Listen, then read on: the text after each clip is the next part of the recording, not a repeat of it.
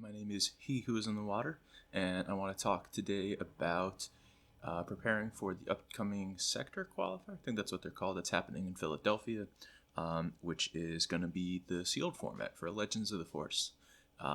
So one of the things I bemoaned a little bit in my recap of the planetary qualifier that I played of sealed was that I felt like I learned, I felt like I grew from that experience, and I was kind of disappointed that I don't really have a way to use that knowledge in the future. But lo and behold, this event is going to be this format.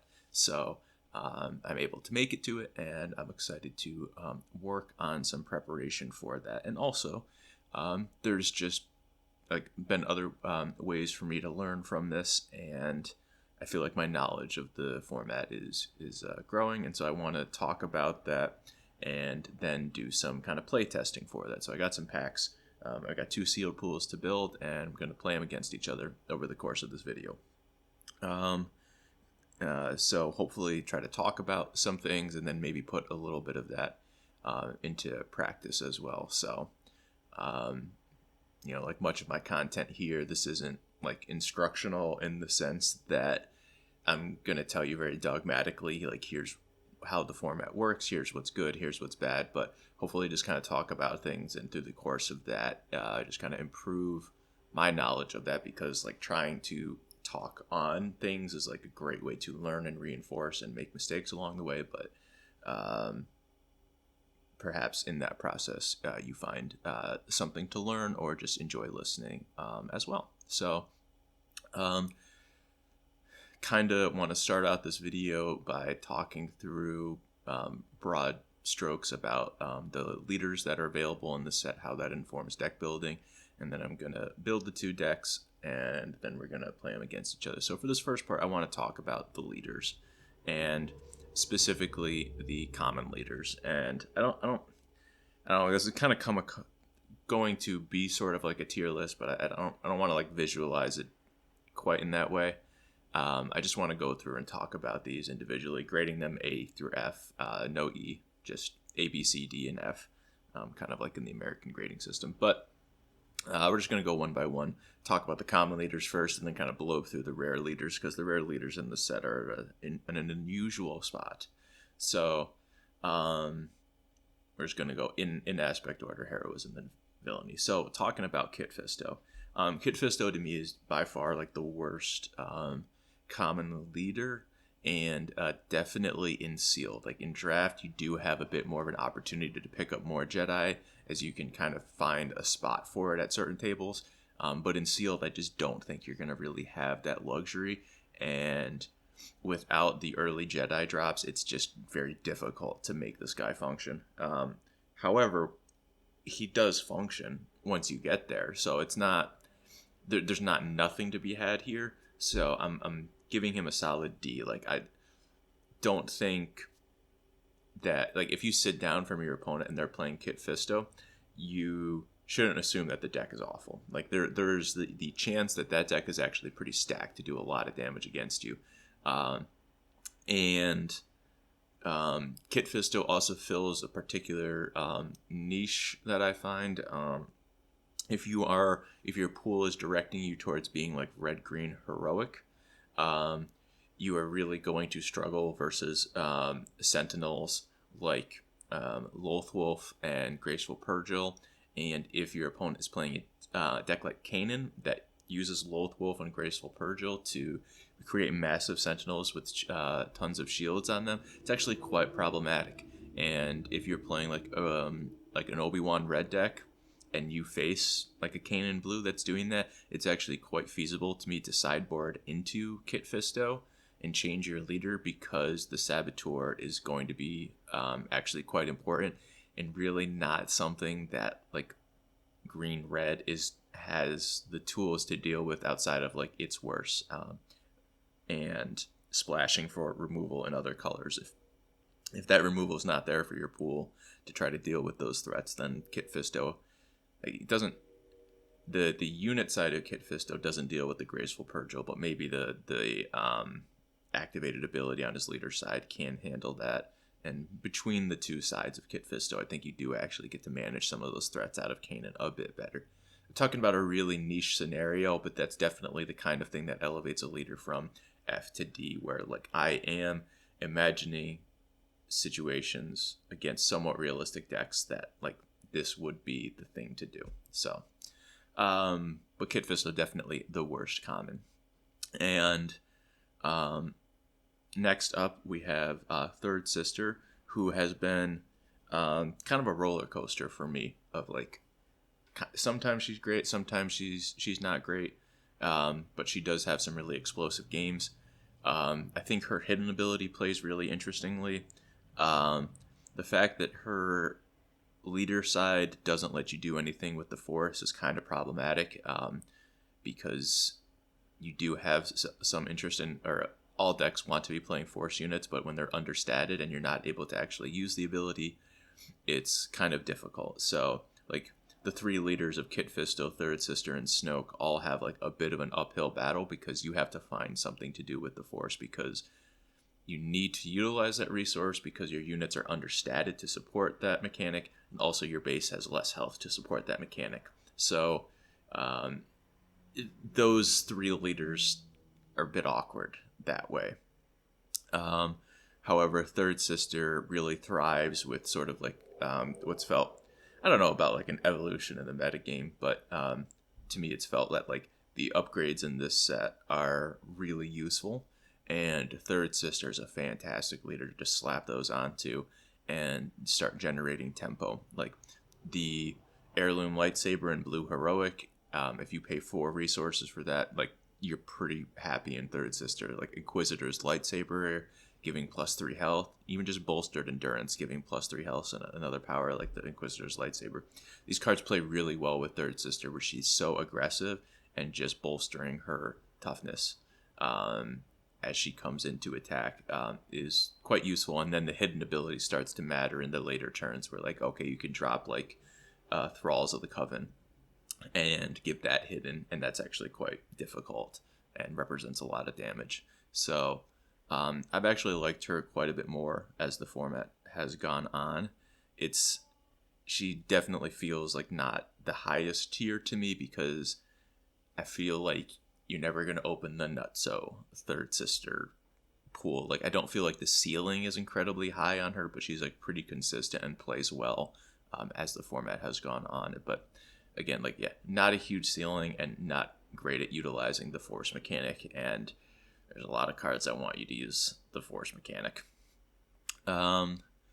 Next up, despite playing a lot of him, I am a bit of an Obi-Wan hater. I wouldn't even say hater, but like I really want to cool expectations on Obi-Wan. He's not like the best leader in the set to me, but contrary to like Third Sister, Obi-Wan does have some draws that like you're just never gonna beat. Like if your Obi-Wan opponent has a turn 1 Gunji, I'm not saying the game's over, but like the game's, you're really far behind, because it's so difficult to answer Gunji, and then it's like gonna be in your face for a long time, and everything's going to be coming with counters. So but I am specifically lower on Obi-Wan, and this is where like the rating system starts to fall apart, right? Because like it depends on your pool. Like if you have no good early force drops, then like Obi-Wan is going to be awful in your pool. But like if you have no good early force drops, like Third Sister is like still a fine thing to be playing. So Obi-Wan does demand a bit more of your pool, but if you're getting there on your early force units, he is extremely potent, and so he's you have to be so tall to get on the ride with Obi-Wan Kenobi, but if you do, it's actually quite strong.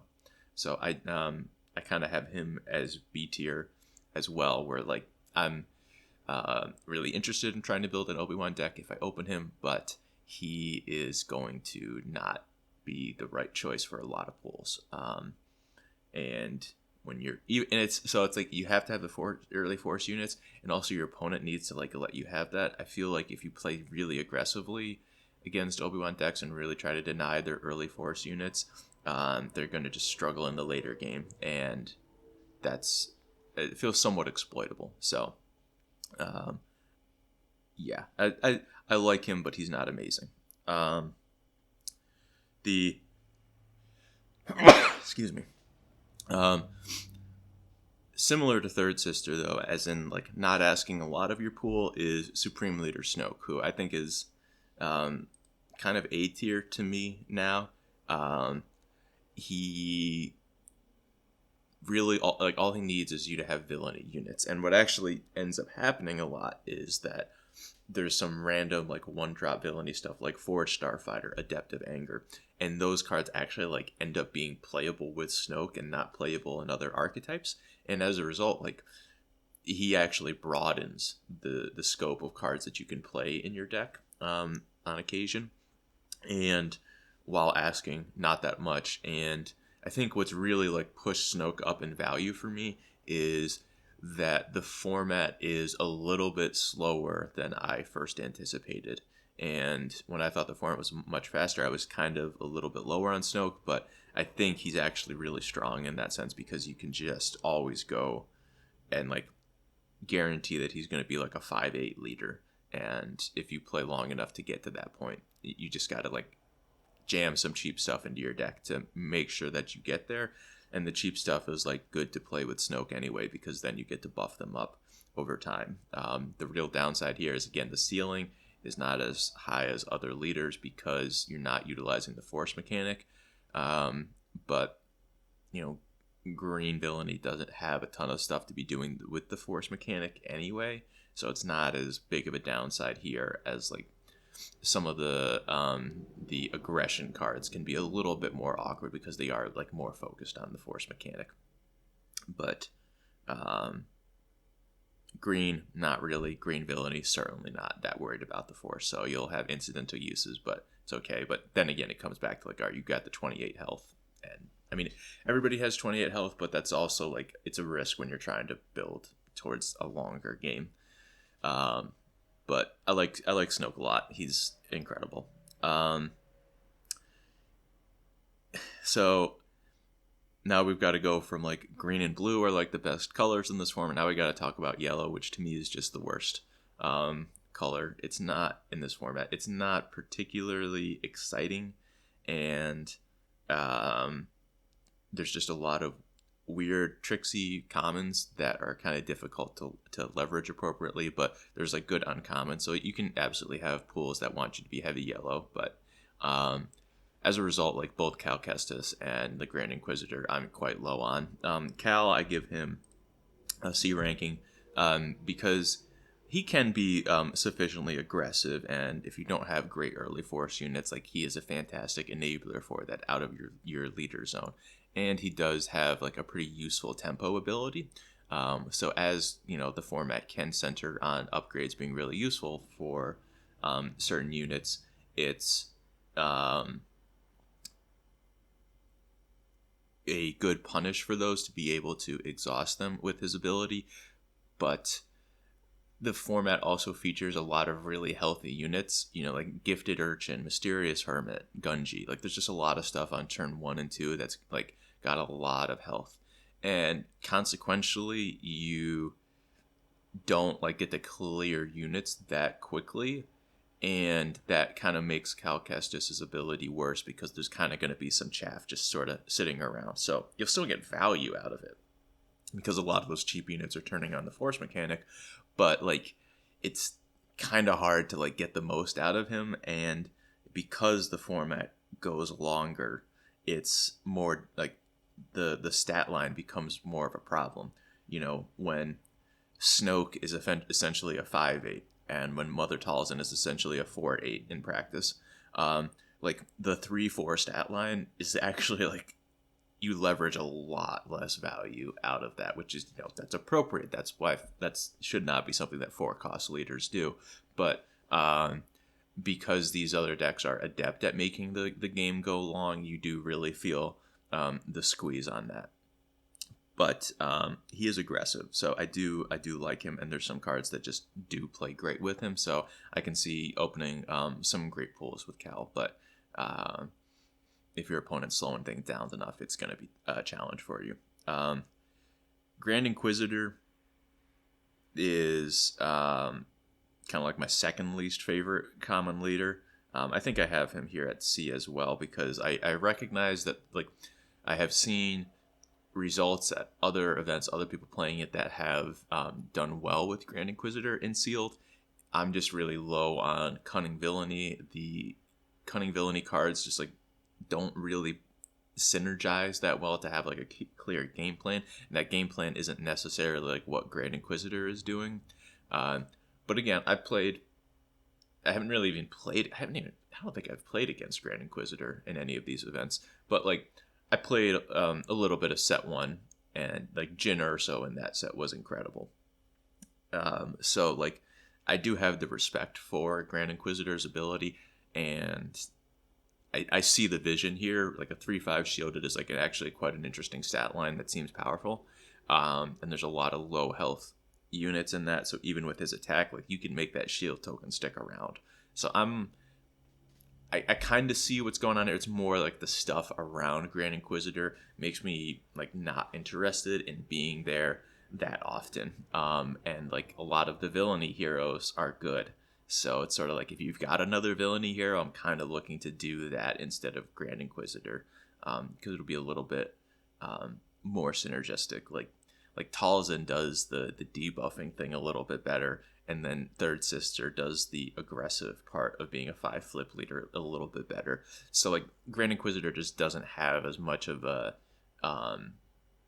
standout niche to work with, and then his kind of base color is the weakest. So I don't hate him, but I haven't really felt compelled to work on it yet. But that's one of these kind of holes that's in my experience that I could work on here, plugging in the practice, is like try to build a Grand Inquisitor deck and see how that ends up functioning. Next up, we've got Ahsoka, who I think is she has a useful ability in Sentinel, but it's not it's not like Talzin where you're using it across the whole game. It's sort of like you use it once or twice, but when you use it, it is kind of pretty impactful.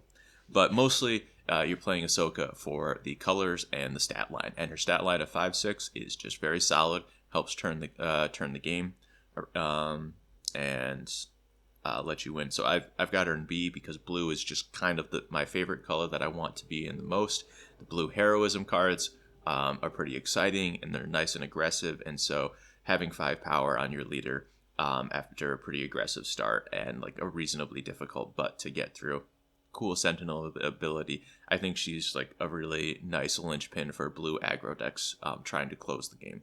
I like her a lot, but it's not particularly flashy. There's not a whole lot to like delve into here. Like when do you use Sentinel in game is like pretty interesting, but you're not like building up combos with that. It's just sort of incidental value, and she's just fine. And on the other hand, we've got Talzin, who I think is the best leader at common, probably the best in this format. Her debuffing ability on the front just makes so many trades happen. As much as I talked highly about Jin Urso, like Talzin does that even better, but having a better stat line and coming out on 5. She sets an extreme precedent for your opponent being unable to play certain cards. You know, things like Gifted Urchin get a lot worse when they have no power. X ones, like Exegol Patroller, you just can't play them turn 1 versus Talzin, unless you're like Snoke, and which I mean, you probably are if you're playing Exegol Patroller. But like, there's just she sets a lot of parameters on the game, and her flip turn is extremely impactful because now an X2 unit is very much at risk. But even so, like she can debuff something, flip, attack into debuff something, and now you've like really effectively traded with a 5 health unit. Like you can make short work of a Torrent attack that way, and that's pretty scary because Torrent attack is an incredible common in this set. So Talzin is like the flip turn for her is really something that you have to respect, even more than like something like Obi-Wan, where the experience sort of gets capped out at 1. But like Talzin is just way more flexible and very reactive, and a huge portion or a huge factor into why the games go longer is because she's just very capable of making some aggressive trades happen for you and pushing you towards a late game, in addition to having access to incredible commons like Talzin's Assassin and Drain Essence that set the standard for the early turns. Um, so yeah, those are the common leaders to talk about. Next up, we're kind of going to go through the rare leaders, and this is going to go a bit more quickly because some of these are really bad. Um, Again, kind of um, loosely defining my ranking system here. Like Ray, I think is sort of like I'm on the fence here of like, is she a D or an F rank to me? But I think what makes an F rank to me in limited is that I cannot really conceive of a pool that exists where I want to play her, and I just don't really know what that set of cards is for Ray to like have this be appealing, because 7 is just such a late flip, and she does have good stats for that, but the format is still relatively fast, and 7 is just her ability is not really doing enough to get you there in the first place, and a lot of the there's a surprising number of non-unit cards that aren't force, so it's like actually a really limited subset of cards that you can build from. So I just don't really see where it comes together for Ray, because the synergy is just not quite there for her in a lot of ways. And then like the 6/8 is a pretty beefy stat line for 7, but it's just not enough to catch you up. On the other hand, Avar Chris I have at C rank, which may seem a little high, but I just think that you are going to have some pools that you open up where you've got a lot of good force payoffs, and you just don't really have the early force units. Like, let's say you open 2 Mace Windows and a like a Kaya de Mundai, and you just don't really have the early force stuff to do that. Then Avar Chris is like actually a pretty good thing to pair with that, and can help get you to the late game. And because games do go longer, like it's not impossible to leverage the fact that she's an 8/10 on attack in most decks, and like that's going to be pretty exciting. So like it's it's going to require a weird balance of cards in your pool, but I can see her getting there, but not something that you're like looking to build at a baseline. Morgan Elspeth is just an F. I think it's possible that Morgan Elspeth is like the worst among the worst leaders. Definitely I want to say the worst leader in this set.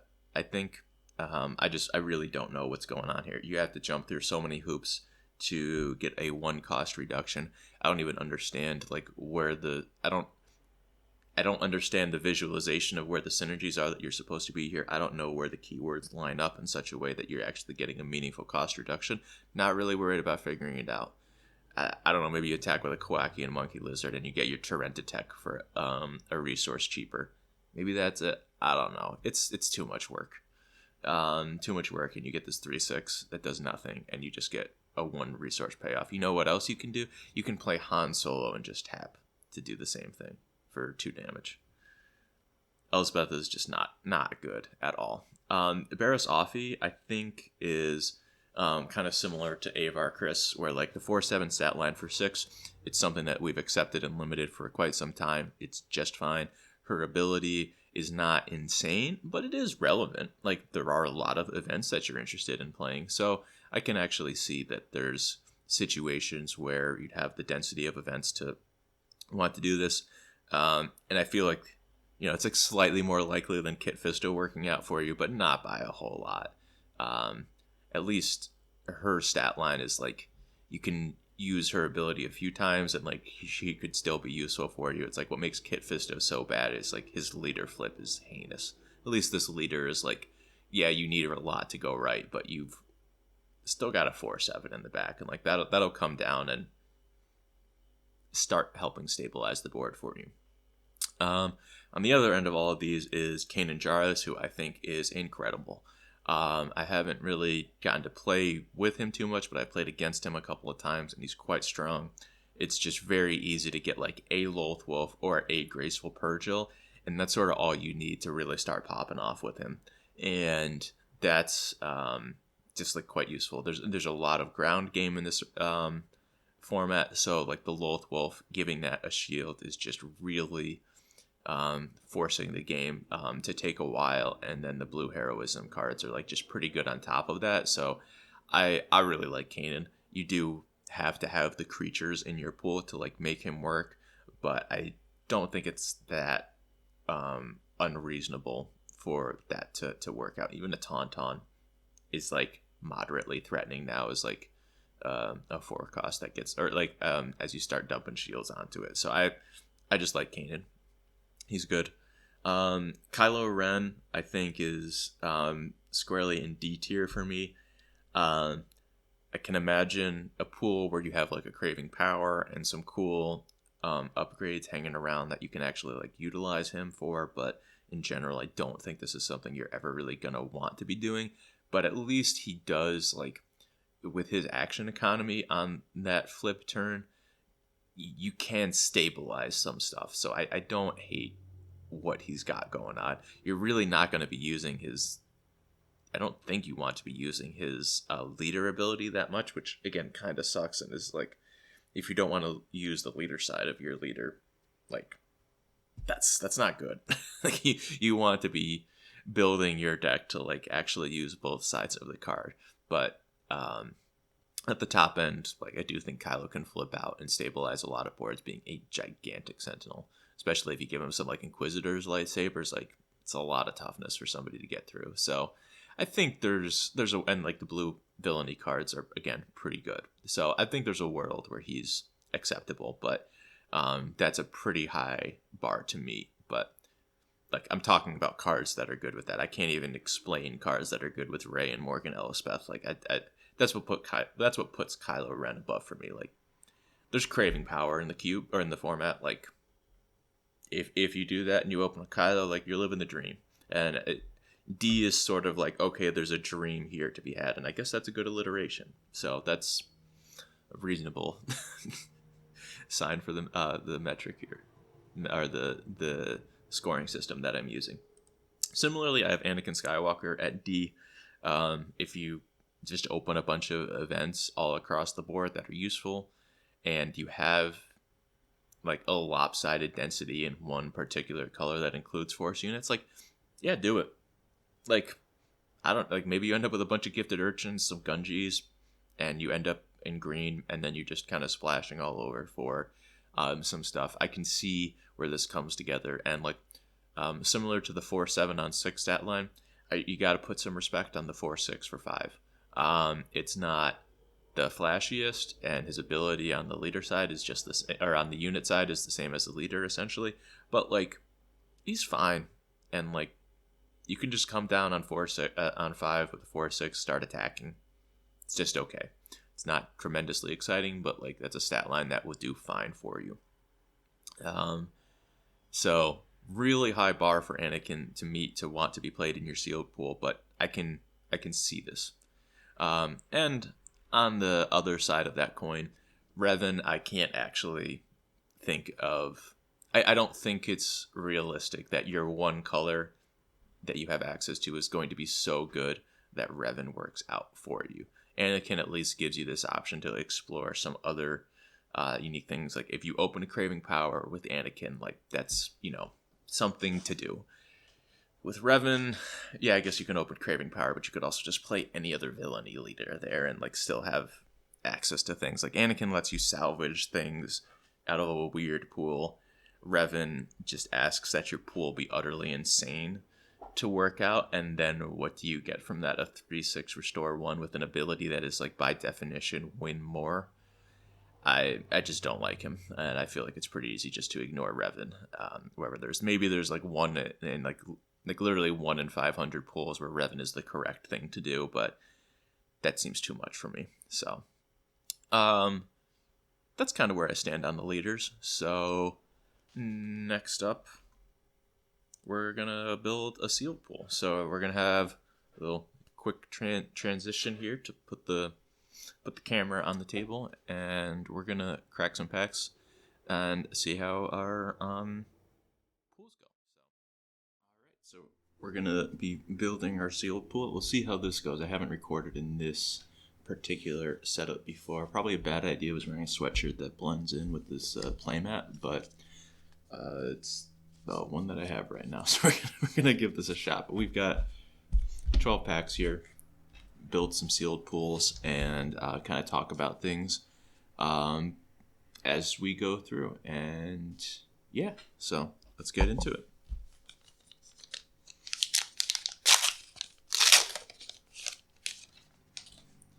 First pack here, we've got Grand Inquisitor, so already good to, talk about sort of the, maybe an opportunity to build this. So I like to build, to do sealed. I'm very anal about organization. So I like to sort everything by color first, but I recognize this is not like the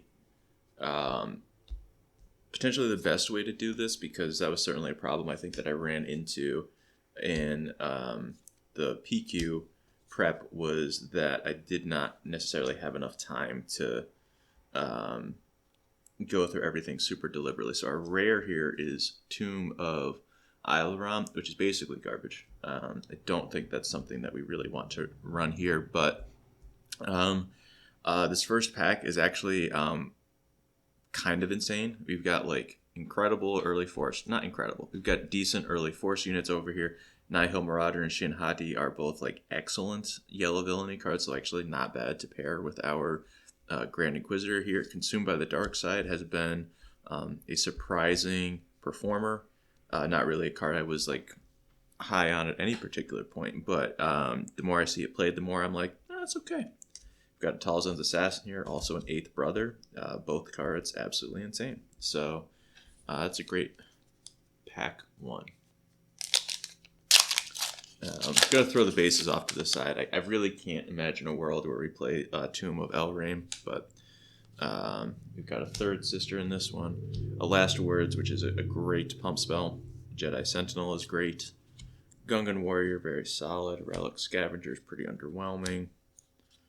Supremacy Tie is fine. Witch of the Mist is okay. Paladin Training Corvette is awesome. Graceful Purgil is super solid. Night Saber is good in like specifically Kit Fisto, and that's already a huge ask. And then we've got Keller and Beck. That's great. Quinlan Voss is great. Caretaker Matron is kind of whatever. Hyperfoil Blue Squadron Assault Wing is fine.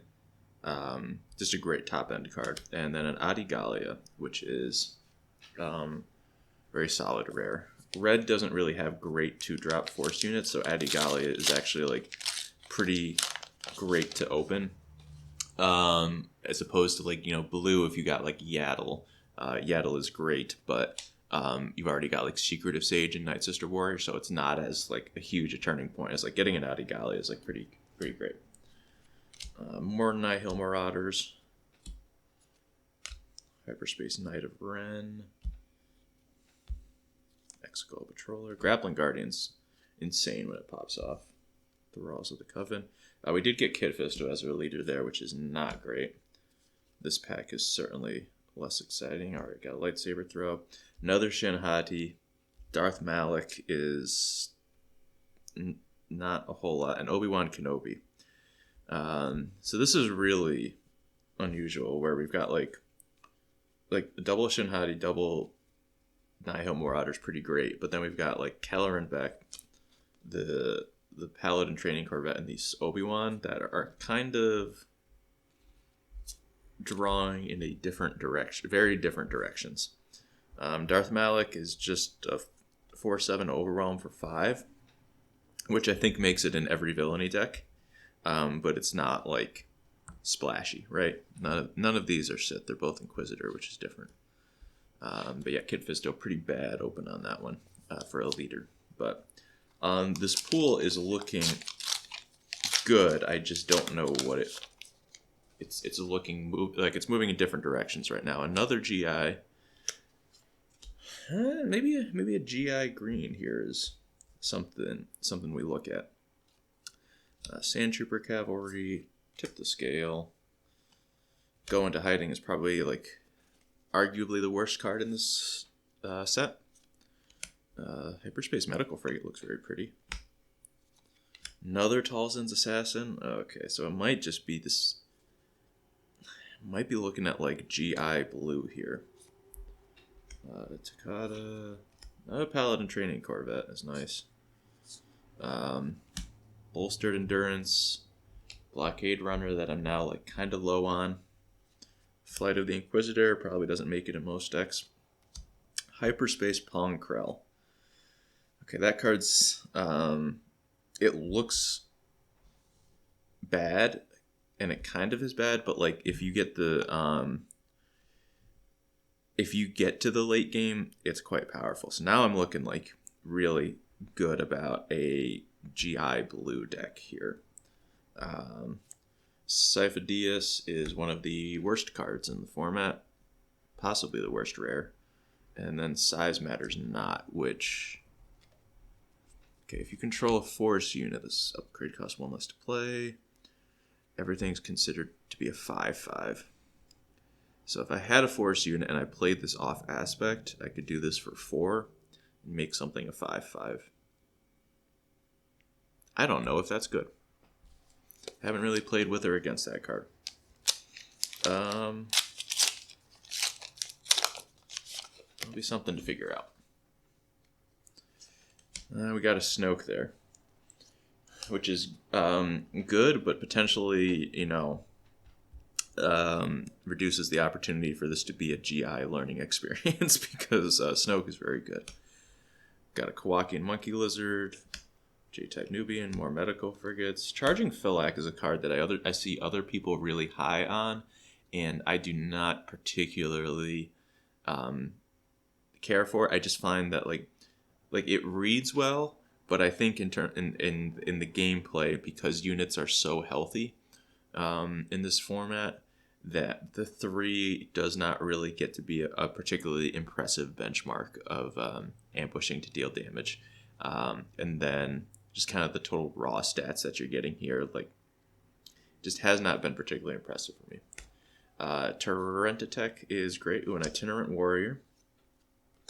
Hyena Bomber, Hyperspace Wayfarer, Bolstered Endurance, Mace Windu, Dooku, Turret, another Pongkrell, and then a foil Luke Skywalker. Okay. We got 1 pack left here, but this is a really good pool. This has like 2 decks in it, basically.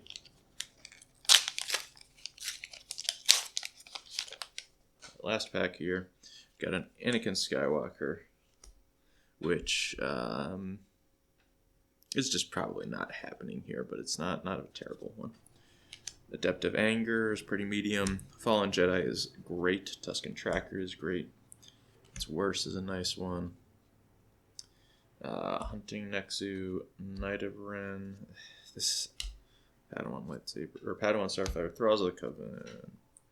Relic Scavenger. Pelimoto, I do like that card. Leo Star Compass. Ataru Onslaught as a card I have been kind of dismissive of. And then I was watching the Texas limited PQ that was streamed by C-Raptor this past weekend. And there was some cool stuff going on in the top 8 draft that the Kit Fisto player had. Which is also like kind of indicative because like I thought that Kit Fisto's draft was like insane, and then they just kind of got rolled. I felt bad for them, but like they were I wouldn't say rolled. That's probably too much. They did. There was a good match that they lost, but it kind of got everything that he wanted, and then it was still like barely enough to compete with just like a normal blue deck. So it was a little tough, but Ataru Onslaught was a card that he picked really highly in that draft, which was interesting. And I think watching some of the games, it actually played out like reasonably that way. So a card I do need to offer a little bit more respect for. We got Burden of the Masters here, and a Hyperfoil Will of the Force, which is probably nice. So,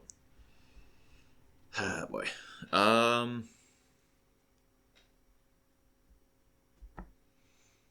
So I guess what's kind of difficult here is the fact that the heroism is basically it's like kind of locked into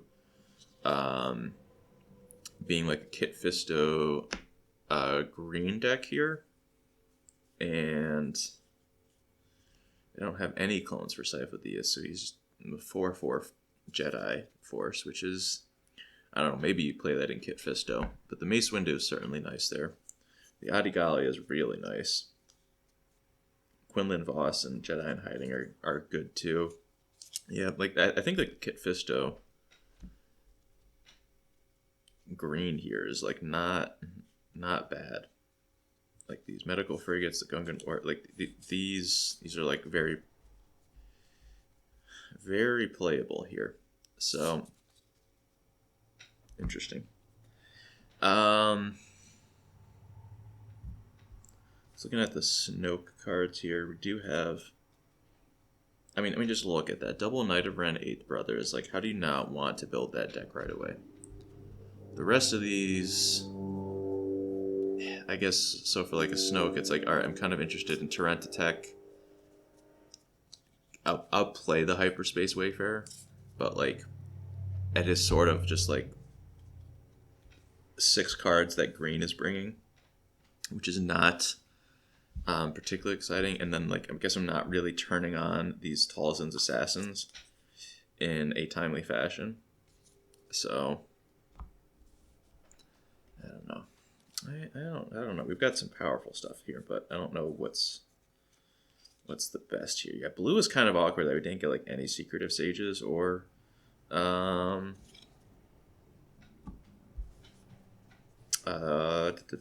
the other one? Night Sister Warriors. So I don't know. I think whatever. It's my YouTube video, right? I can do whatever I want. We've got these Mysterious Hermits here, Tusken Tracker, Dooku. I think we just want to try Grand Inquisitor blue here, and just kind of see how that works, building a control deck in that way. The red here does not really seem deep enough for me to be that interested in Third Sister, although there's like reasonable cards in here, but like, I don't know, it's not that exciting. Like, Quinlan's great. Quinlan's awesome. And like, Jedi in Hiding is fine too. I don't know if you play Witch of the Assassin or Witch of the Mists there. It's like not great with Third Sister because we're not really doing Force stuff. Like these pile of commons that I have here of like Cartel Interceptor, Takata, Hyena Bomber, Hunting Nexu, they're all just like super fine, but they're not. They're playable, but you're really not excited to be registering any of those.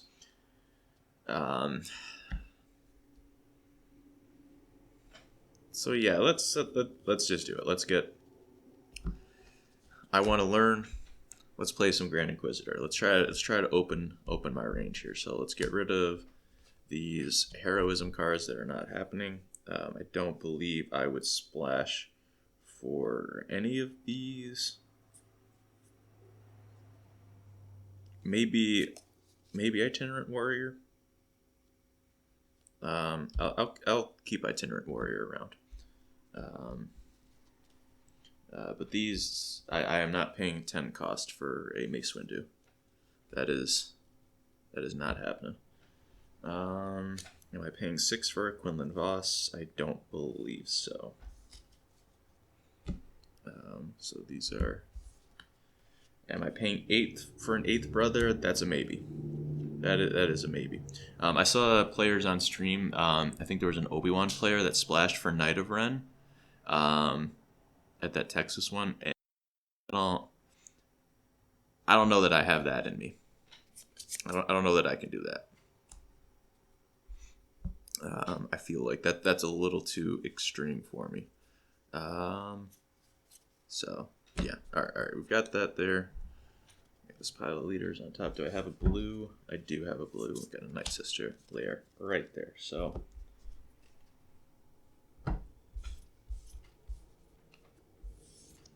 Let's see how we do.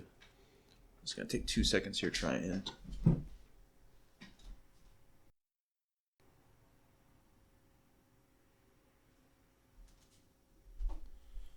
Just want to wake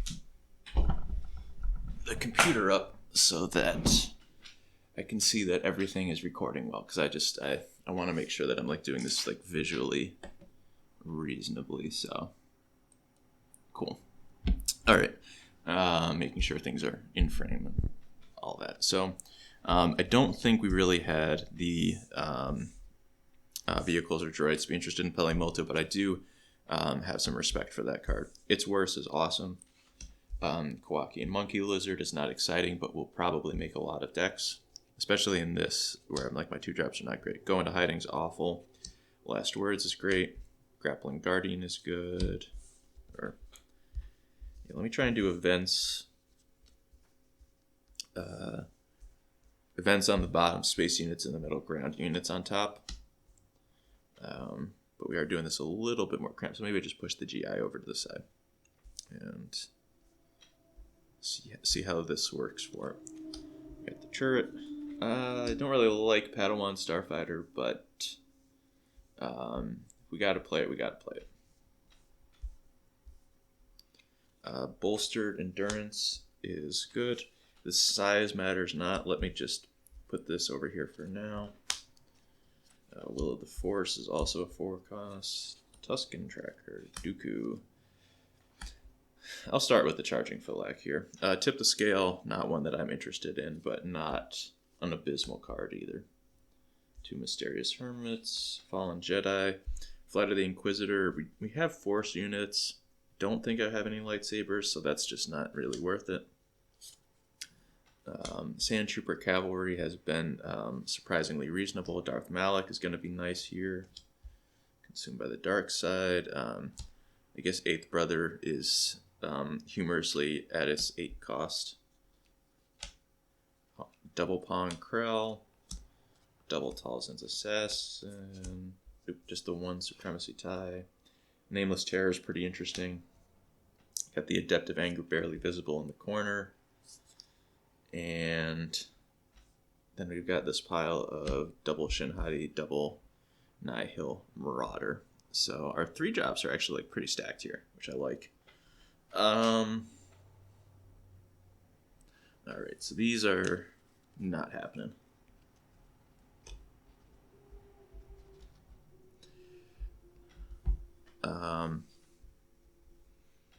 I'll say with like Eighth Brother, or with the double Pong Krell on curve, the Its Worst, the Grappling Guardian, I think I've got enough top end that I'm like kind of okay cutting both of these, just for simplicity. But no. Let's not be too hasty, William. Let's think about it. Let me do a quick count here, because this is a lot of cards. So we got 1, 2, 3, 4, 5, 6, 7, 8, 9, 10, 11, 12, 13, 14, 15, 16, 17, 18, 19, 20, 1, 2, 3, 4, 5, 6, 7, 8, 9, 10. That's 30, 31, 32, 33, 34, 35. Is that really only 35? I'm counting that again. I'm sorry. 1, 2, 3, 4, 5, 6, 7, 8, 9, 10, 11, 12, 13, 14, 15, 16, 17, 18, 19, 20, 21, 22, 23, 24, 25, 26, 27, 28, 29, 30, 31, 32, 33, 34, 35. Okay, yeah, it is 35. So that's actually quite a bit closer than I anticipated. I thought I'd have to be making some sweeping cuts here.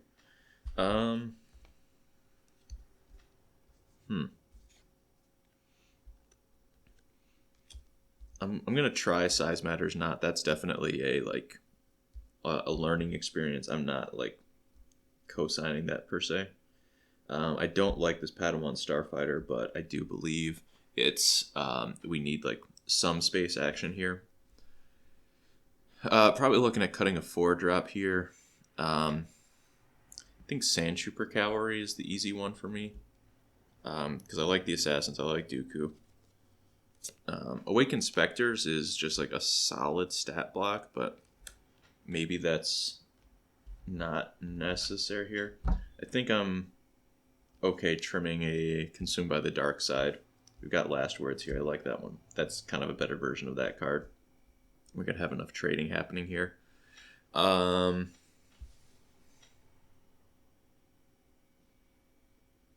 I'm gonna lose the Eighth Brother, but I'm kind of interested in Itinerant Warrior for the life gain. Is something I think. Well, I keep saying this. I don't know. I don't know. I made 2 cuts. I'm looking at 3 more cuts that I need to make. I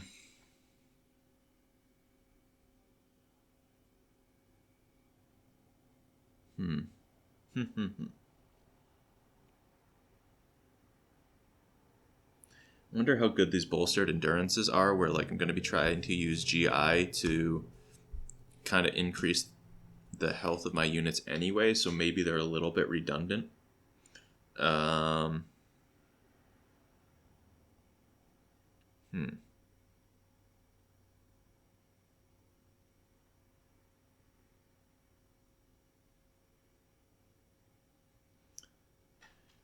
Let's trim one of those, see how that feels. 2 more spots to trim. I'll take the Awakened Specters. I do like the card, but it doesn't do a whole lot, and I've got a lot of other powerful 4-drops to be doing things with. One more cut to make.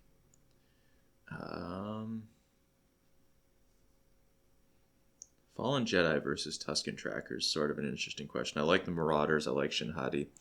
Nameless Terrors, just like a complete color pie break. Not busted, but like just very good, and like it does things that it shouldn't really be done in blue.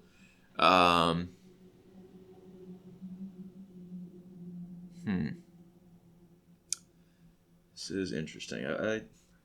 Again, for the purposes of learning, I'm sort of on board with this Itinerant Warrior and Eighth Brother, because I just want to see, like, are these good enough to be splashing here? That's like, seems like a reasonable thing to try to reinforce.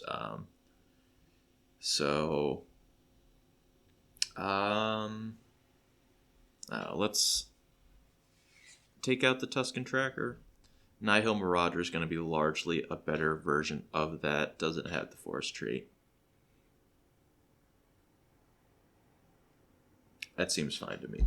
Tusken Tracker, not a bad card, but maybe not exactly what we're looking for here. So, do another count of 1, 2, 3, 4, 5, 6, 7, 8, 9, 10, 11. I already messed up my counting because I got these cards a little too close together. So 1, 2, 3, 4, 5, 6, 7, 8, 9, 10, 11, 12, 13, 14, 15, 16, 17, 18, 19, 20.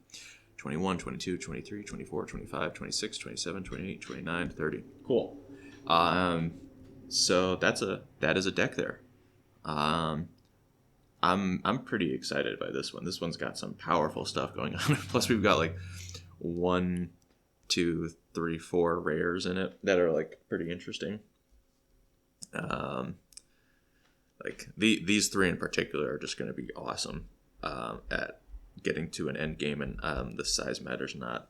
We'll see how that plays out. But yeah, so let's get this set aside in a pile, and let's work on our second pool.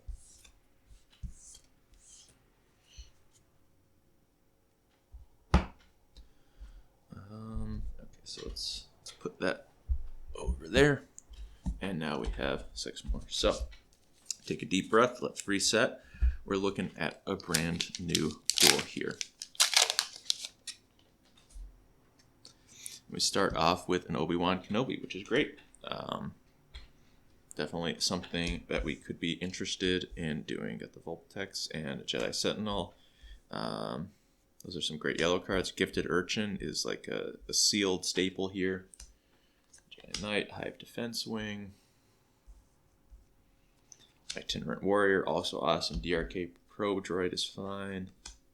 Jedi Temple Guard, Star Compass, Blockade Runner. Flight of the Inquisitor, quite bad. Psychometry, quite bad. Interesting here, very biased first pack here, but I don't think Psychometry, it's not that bad, but I just like this is really, for me, like if you're looking to get there on playables, I don't think it's something that you're terribly excited to run. But like It's not too hard to like have a bunch of force units in your discard pile and go searching for more force units. That seems like very reasonable to me. We're going all hyperspace here with a Kit Fisto. Consumed by the dark side, Will of the Force. Okay, so we've got decent yellow stuff going on here. Youngling Padawan is awesome with Obi-Wan, so I'm like already kind of leaning to like Obi-Wan yellow here. Then we get a Talzin's Assassin, and you know, I can throw away a lot for a Talzin's Assassin. Paladin Training Corvette is nice. Bolstered Endurance, another Jedi Knight, that's cool. Nameless Terror, great stuff going on there.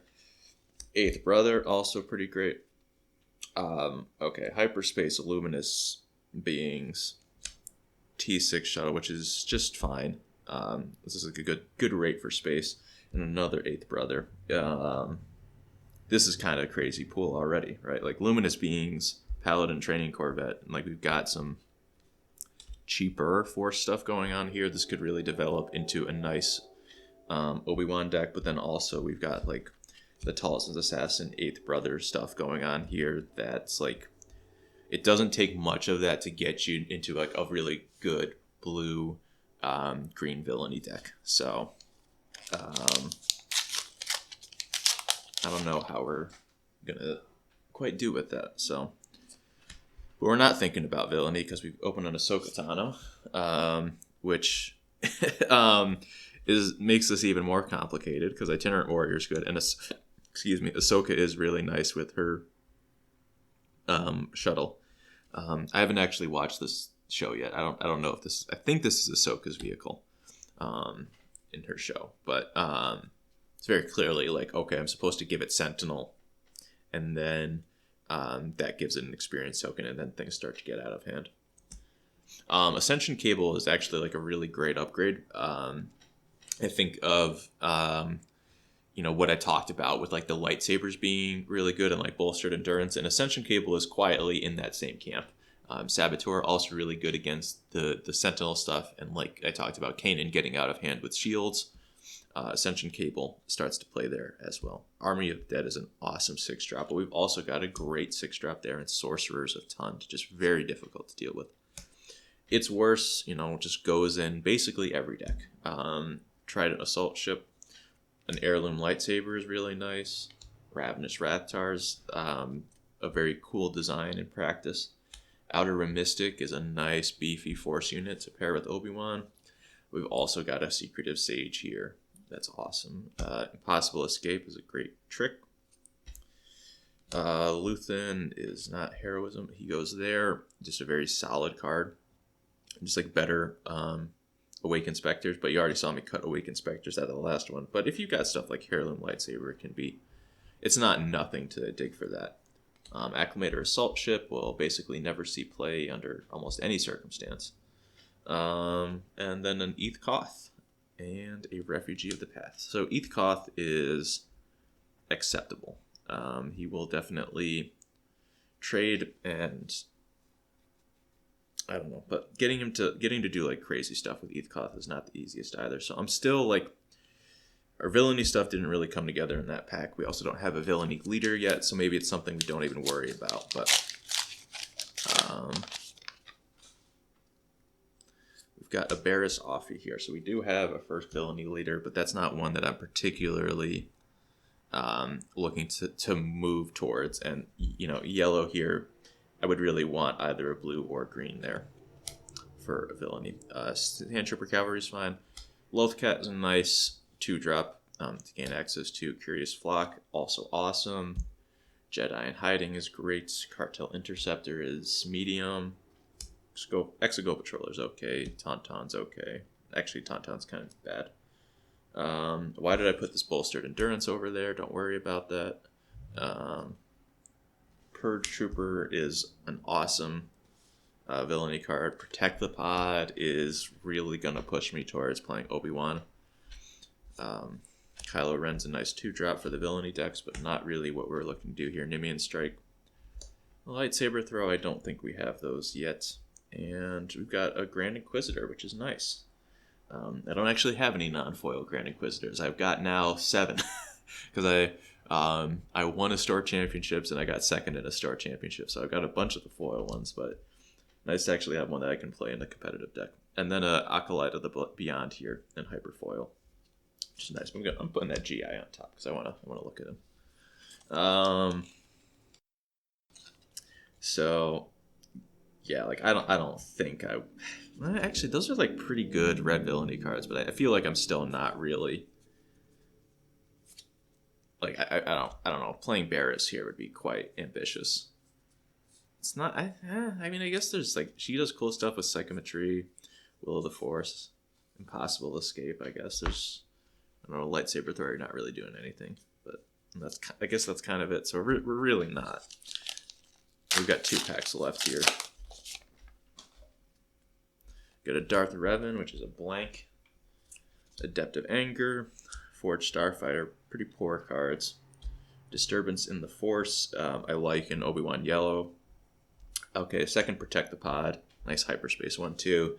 That's kind of sealing the deal that we're playing green here.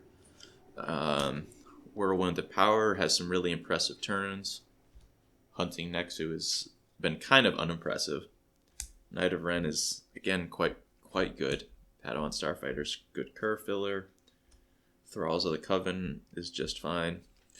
Okay, Depabulaba is kind of crazy. Nameless Terror, also pretty good. Priestesses of the Force, that card's really good. Okay, so we're kind of...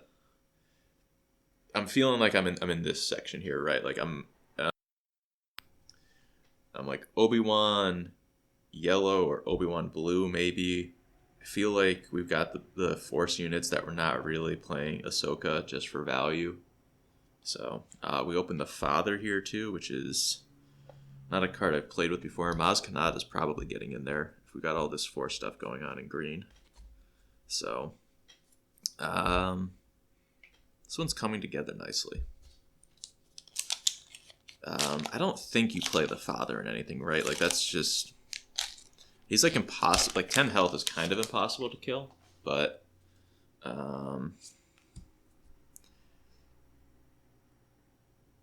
yeah, I feel like we're just not even using the Force enough to justify that one.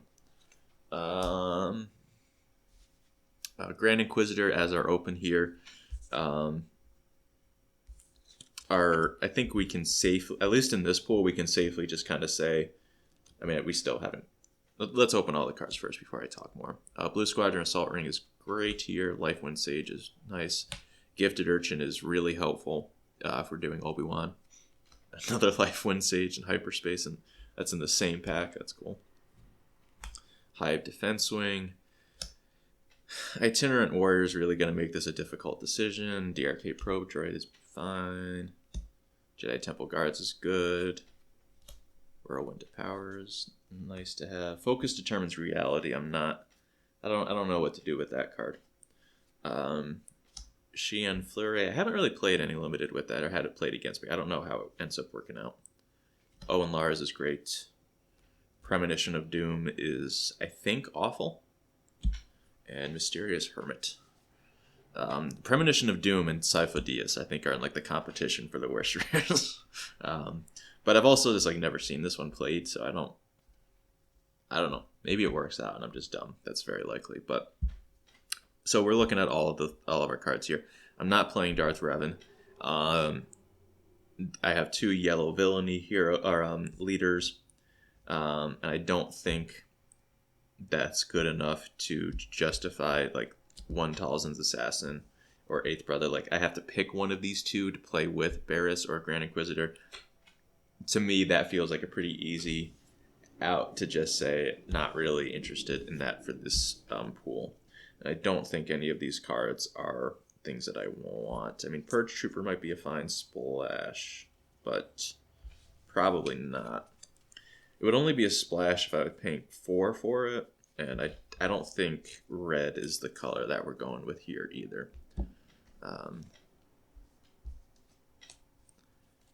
So, yeah, those are not happening. The red cards here, yeah, Jedi Knight is fine, but like not particularly exciting. Other stuff going on here, yeah, not really what we're worried about. So, can safely chuck most of that to the side, but this is really interesting here to talk about Obi-Wan. So let's spread some of these cards out more. We didn't actually end up getting a ton more of like green heroic stuff after a very strong start, but like Luminous Beings just kills people. And if we've got a lot of force units, kind of pulling out stuff here that I'm really excited about.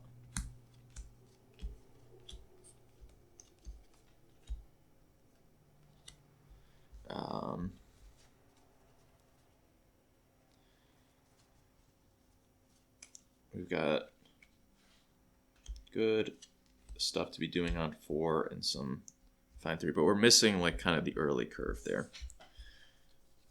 And this yellow stuff, I'm not even looking at this Premonition of Dune. I'm not putting it in my deck.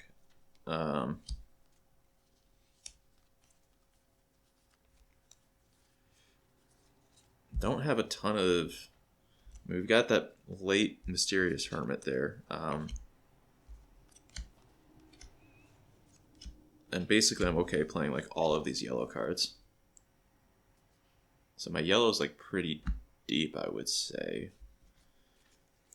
But am I throwing all of that away for like one Secretive Sage? These cards are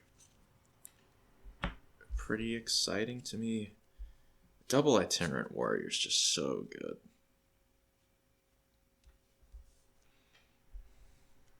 How many? Okay, I do have 2 Gifted Urchins. Okay, that does meaningfully change. Yeah, the Father, you're not happening. This is not a Porg deck. I don't think I'm ever playing Refugee of the Path. I don't think I'm that desperate for cheap force units to turn on Obi-Wan.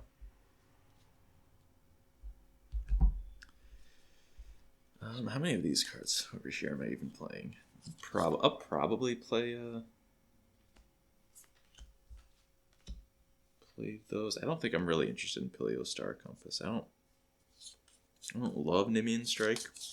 Sometimes it does cool work, but maybe that's when I need to play test more. And so we're gonna try that one. I feel like we have the 2 drops, even if it's just double Gifted Urchin and Mysterious Hermit Youngling. Like that's probably enough to justify Obi-Wan here, right? Like I feel like Ahsoka's not really consideration because the only thing that she really pops off with is her ship, and other than that, I feel comfortable saying that like Obi-Wan is the better leader, and we do have the support to make Obi-Wan that much better. So I don't know. Maybe this does just happen enough. Maybe I'm wrong about Obi-Wan and that he's actually just a lot better than I think, because you do open the... Maybe, like, it's hard to know. Am I getting lucky, or is it, like, the force unit's just actually that available? I don't know.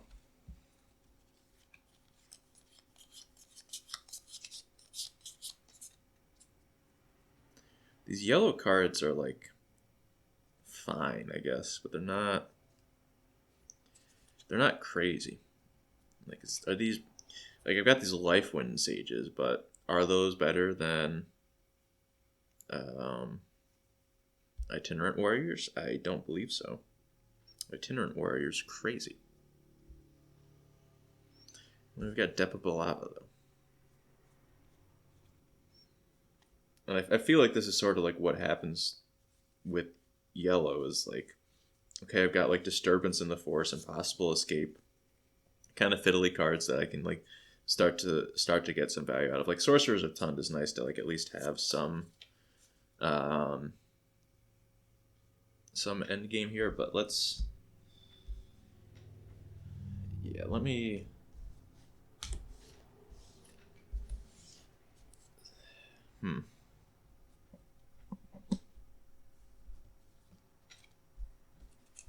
These cards are likely making the cut, so let me try to visualize this a bit more. And this is the part where I'm like making a decision like this. This is what I can't do in maybe like 30 minutes at the event.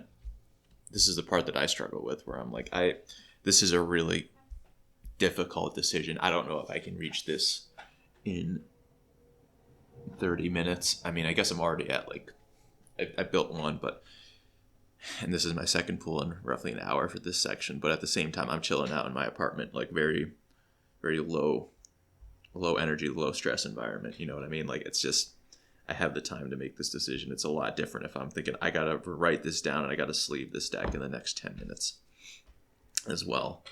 And then be happy with it for the entire day, potentially.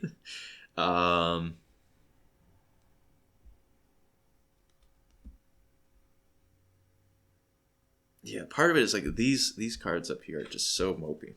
I've got 1, 2, 3, 4, 5, 6, 7, 8, 9, 10, 11, 12, 13, 14, 15, 16, 17, 18, 19.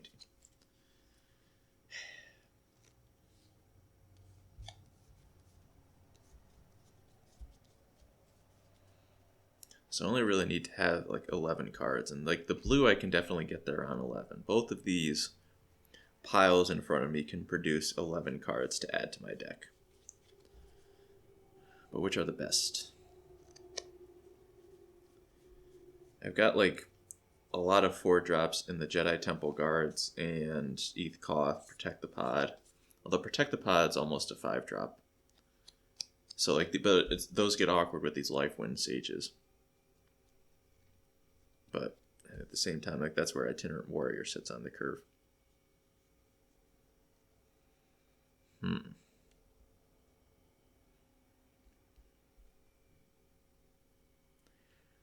I don't know. I feel like yellow had like Depa Balaba here is like the bomb, right? None of these are bombs. Priestesses is a bomb. Heirloom, like yeah. I feel like blue's just got the more power here. And that's probably what I need. Also, just like, how do you die when you play Itinerant Warrior? That card's just so strong. Yeah, let's try the blue. And again, this is the issue I have with yellow in this format. Like, this is what happens all the time. You look at it and you're like, yeah, this is not bad. And then you look at the rest of the cards, you're like, it's so much better.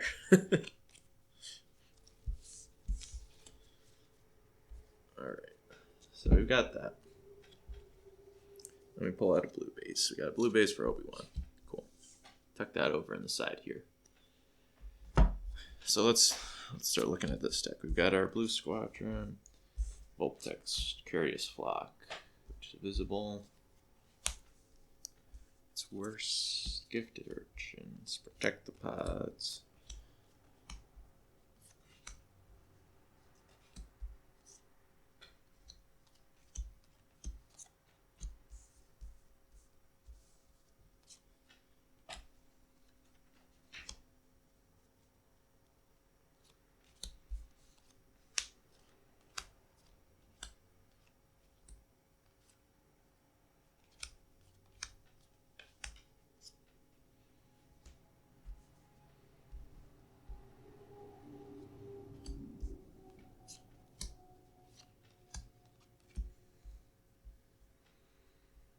All right. So our curve here is pretty low. Let's look at this. 1, 2, 3, 4, 5, 6, 7, 8, 9, 10, 11, 12, 13, 14, 15, 16, 17, 18, 19, 20. 1, 2, 3, 4, 5, 6, 7, 8, 9, 10, 11, 12. So I've got 32 cards here. So I'd be looking to make 2 cuts. The 4-drops here are kind of stacked, and Luthen is definitely the worst of them. So that's okay. So I need just literally 1 cut to make this good.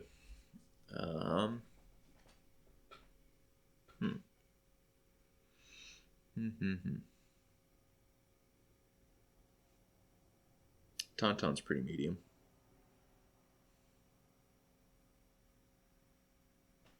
Yeah, let's get rid of the Tauntaun.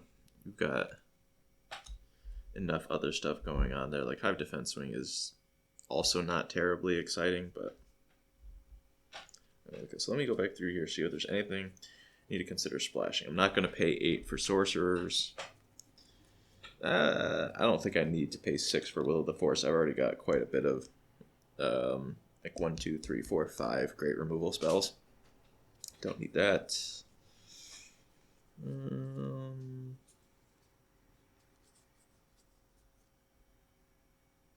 8 for Deckbuilding, but there are also 2 8th brothers in here, but I feel like this deck isn't trying to get to 8 resources as much. Although we do have this ETH Koth, but like I don't think it's really what we're trying to do. Okay, the Father, I don't believe I'm playing that.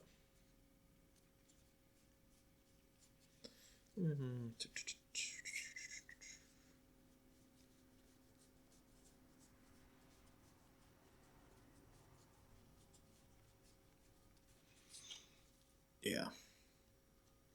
Yeah, I think I like this. That does the 2 cuts I needed to make. Do it again. 1, 2, 3, 4, 5, 6, 7, 8, 9, 10, 11, 12, 13, 14, 15, 16, 17, 18, 19, 20. 1, 2, 3, 4, 5, 6, 7, 8, 9, 10.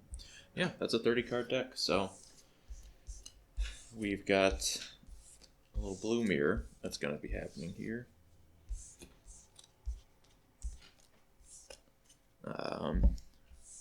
Between Obi-Wan, our Grand Inquisitor, over here. So this will be an interesting little match to play out for us. So Obi-Wan definitely the aggro here. Grand Inquisitor definitely the control. But yeah. So I'm not gonna do this immediately, but we'll have to move the setup around the table to do the gameplay. I'm just going to play it solitaire versus myself, and we'll see how that that goes. I'm probably not going to sleeve these because I find like the sleeves, like even just these tokens here. Actually, I guess that sleeve shows up pretty well. How's that one do? Okay, actually, yeah, no. We'll sleeve these. We'll work something out here. But yeah, cool. We'll see you for the gameplay portion in a few minutes. All right, here we go. We are going to play the games between these 2 decks now, and this is kind of the setup that I use to solitaire different matchups. So I'm going to try to have both decks set up over here. Discard pile, kind of where like this mat actually has it laid out. And then I'm just going to display both hands around this section here. I've got Grand Inquisitor on the bottom of your screen, that's on my left, and Obi-Wan on the top of the screen, that's on my right. And yeah, so we're gonna start jamming these games. So I'm gonna let me lay the hand out here while I shuffle and deal out the hand for the other. So let's think about the resourcing decisions. Well, first let's decide who goes first, who gets the initiative, which would be this orange token. Love the jump to lightspeed token that way. And these 2 other ones will represent the force for these players. That's the force, no force, no force, and force. So yeah, let's think about resourcing for this nice Grand Inquisitor blue control deck that we've got here. This Padawan Starfighter is not going to be particularly exceptional here because we've got the Mysterious Hermit and then a Nihil Marauder, which is, I feel like, a nice combo, so that's more of what I'm interested in. Eternant Warrior is a 6-drop in this deck, so we've got, like, if we go Mysterious Hermit, Marauder, we've got like 2, 3, 6, 7. We need to figure out 4 and 5 in our next couple of draw steps, and I feel like Last Words is going to be a little difficult to turn on because none of these units are going to be that aggressive at making trades. They're all pretty healthy, so not really the time for Last Words and the Padawan Starfighter is just kind of not where we want to start things. Oh yeah, I said I need to decide who is the initiative. Odds will be on the bottom, right will be evens. So odd means that the Grand Inquisitor gets it, and so they're going to resource both of those, but definitely keep this hand. This is a super acceptable hand. So we're going to show the hand over here, and it should be pretty easy with these decks not to get it too mixed up on which cards go in which deck. And yeah, I was kind of going to talk through what I think like reasonable lines of play are for both decks. Obviously, I have knowledge of what's going on both ways, so this is not perfectly unbiased, but hope that it can still be like a reasonable representation of how these games might play out if played by two humans. But it's also hard to get two human beings to be in the same place at the same time, so I do a lot of this by myself. And this hand, this one's funky. All right, double Protect the Pod, Hive Defense Wing. So we've got so many 4-drops. How comfortable am I with just Owen being the first turn? I think because turn 1 Owen, turn 2 Hive Defense Wing, that's just not a very strong start. I think that's just something we can mulligan.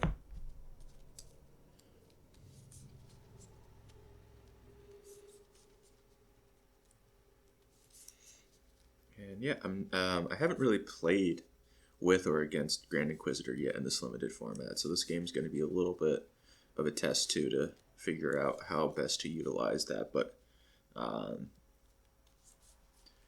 as much as the Grand Inquisitor, I feel like he doesn't have great synergy with a lot of the villainy cards. I do think this is actually like a curve that makes sense to me, where it's like you've got the Mysterious Hermit constantly generating the force, and then Nihil Marauder is a beefy unit on attack that like takes pretty good advantage of the debuff that Grand Inquisitor offers, and then Mysterious Hermit just kind of keeps feeding him. So I like where we're headed over there. Alright, so this is a mulligan, so we're kind of just keeping this regardless. And this is pretty bad. So no force unit in hand makes me like not want this Nemean Strike at all. We've got 2 Protect the Pod, Luminous Beings. We don't have any force units for those 2 cards, so I feel like these 3 are just something that I'm going to hold on to regardless. And it's which of these do I want, and the fact that we've already got some removal makes me not as interested in Whirlwind of Peace, or a Whirlwind of Power. Definitely not Peace. So, you know, off to a bad start here, but Grand Inquisitor just going to lead with Mysterious Hermit. I don't think we want to be ambushing that much on turn 1. We're just kind of happy to play that out. And then the Obi-Wan player is just going to claim here, and we're moving on. Draw another Whirlwind of Power and Padawan Starfighter. I think kind of for similar reasons, we're just going to lose the Whirlwind of Power here, because we still don't have a force unit to turn that on. And is that -2, -2? That's not very exciting. Over here for GI, we've got 8th Brother, which is similar to the Itinerant War in that it's not splashed. But I think we've just got enough top end here that I don't want to be holding that one here forever as well. So the Obi-Wan player is going to start with playing Maz out here. And I think we're just going to have the Mysterious Hermit attack in for 1. Gain the force. Obi-Wan will claim here, nothing else to do. Play Nihil Marauder, and then pass.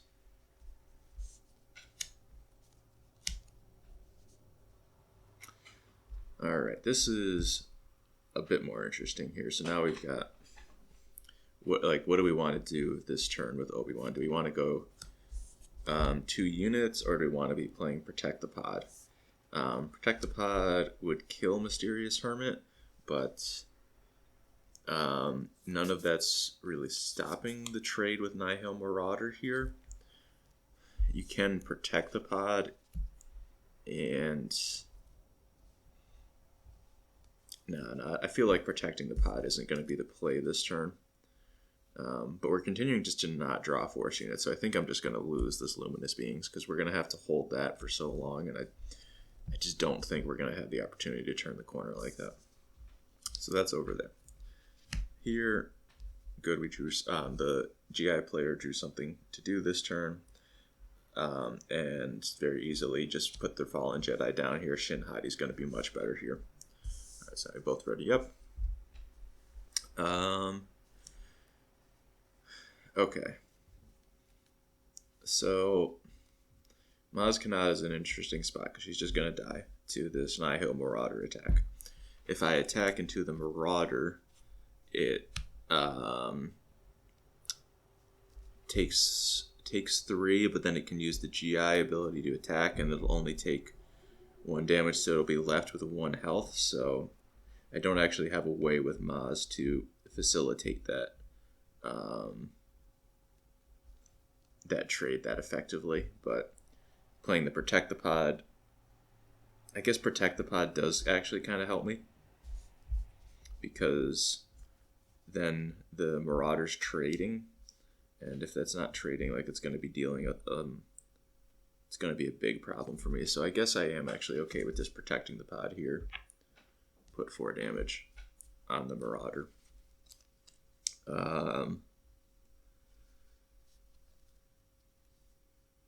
Okay, so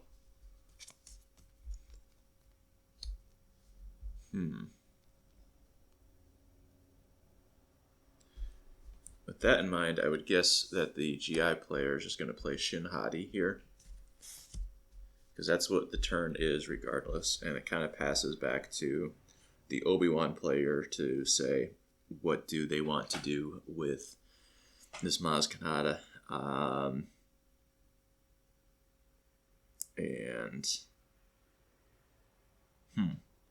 Well, actually, is that dumb? No, that is dumb to do for the GI player, because then the Maz gets to finish off the Nihil Marauder. So the Marauder has to come in here and do this. Has to make that trade. Sorry. And because otherwise things get awkward. So now Obi-Wan claims again. Mysterious Hermit attacks for 2. Whether or not we use the Force there doesn't matter. Then we play Shin Hadi, and that's a much more logical progression for that turn. And then we're passing here, and now we're going into the flip turn.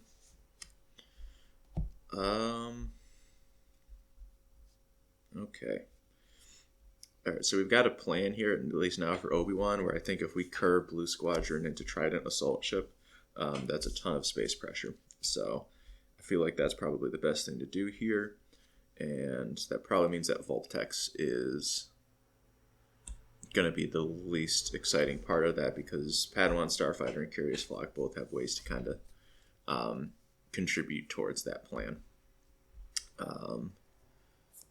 So we're just going to start by playing the Assault Wing over here. I don't really tap the exhaust the resources that well, especially on these, like, our first couple turns. I feel like it's pretty easy to keep track of what costs are being played. It's more on the later turns where things get a bit more complicated, but hopefully you can follow along that way. Oh, I have not readied up over here. They just not draw yet. Kept drawing the stuff to do, which is great. This Talzin's Assassin is always great, actually, and literally never bad. So I'm going to put this Dooku away. Because next turn we're going to be playing Itinerant Warrior. This Grappling Guardian's going to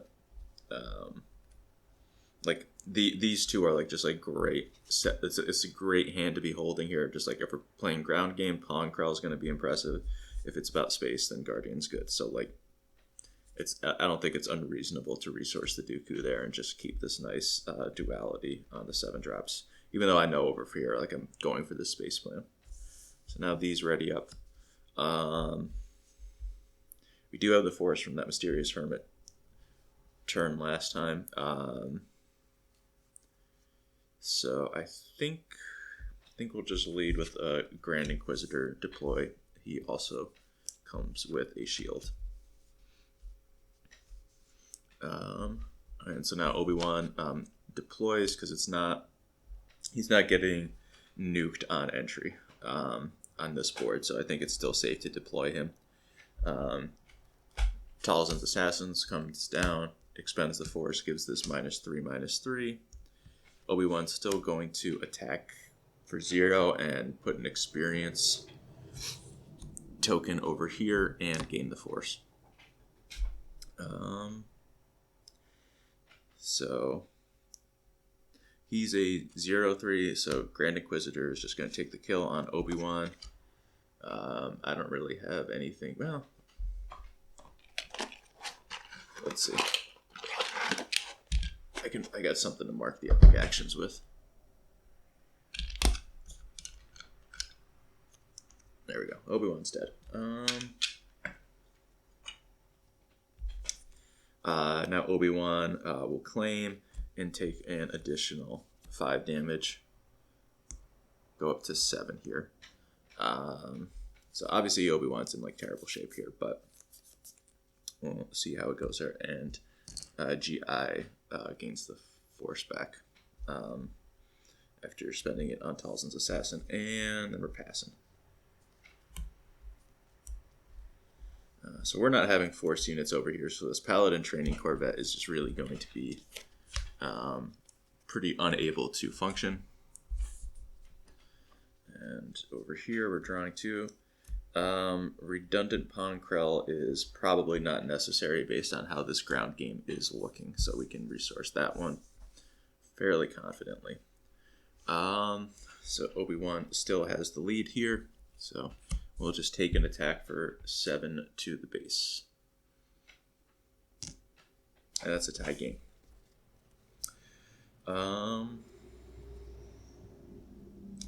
And so we're on 6 resources here, so I'm going to have GI play Itinerant Warrior. Comes in with a shield, expend the Force, and heal 3 damage from a base. That puts me back down to 4.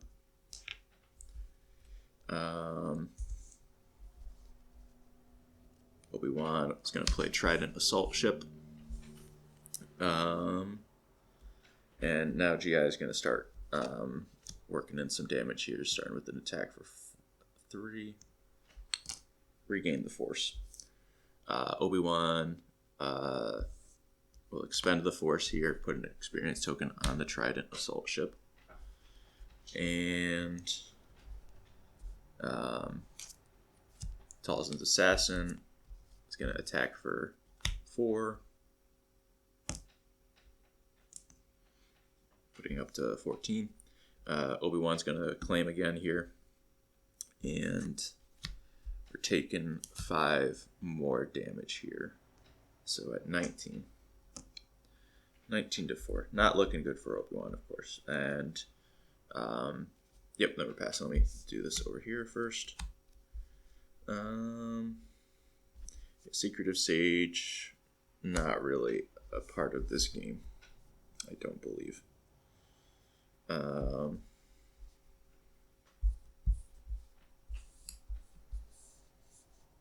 can see those two, the Trident Assault Ship and the Blue Squadron Assault Wing up there, both upgraded with a singular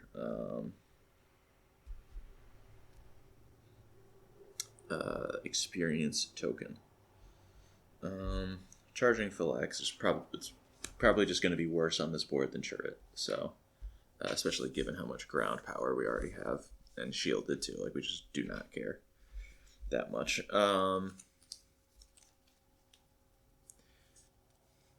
So this is like where it becomes an interesting question. Like, this is a little awkward on how do you solitaire this, right? Which unit do you attack with here first as the Obi-Wan player? We obviously know that the GI player has Grappling Guardian. So you want to, the correct play with all information is to attack with the Blue Squadron Assault Wing. I think in this particular situation, so the question is how on your radar is Grappling Guardian versus a card like It's Worse, which is also going to be available on 7 resources. Which of those two do you want to play around with? I think in the interest of trying to make this game as close as possible, I would think that like let's pretend that the Obi-Wan player is thinking about Grappling Guardian by saying, okay, I can't beat It's Worse, but maybe there's this card that's out there and like you might be better against that one in particular versus It's Worse is going to playing around It's Worse only gets you 1 more damage. Playing around Grappling Guardian here gets you 7 more damage. So that's probably, actually, as we talk about it that way, that probably makes sense to be in this particular situation, considering those 2 cards and the difference between them. So I'll have Obi-Wan attack for 7 with the Blue Squadron Assault Wing. So now that that's happened, like, does GI even particularly care? Because how much power do we have on the ground here? We have 16 power on the ground. That's way more than 14 damage already on base, or 12 damage on base. So like, we don't actually really even care that much about it. So I think we probably just start attacking because we're not really at risk of dying here. So Talzin's Assassin, the most aggressive unshielded unit, will attack for 4.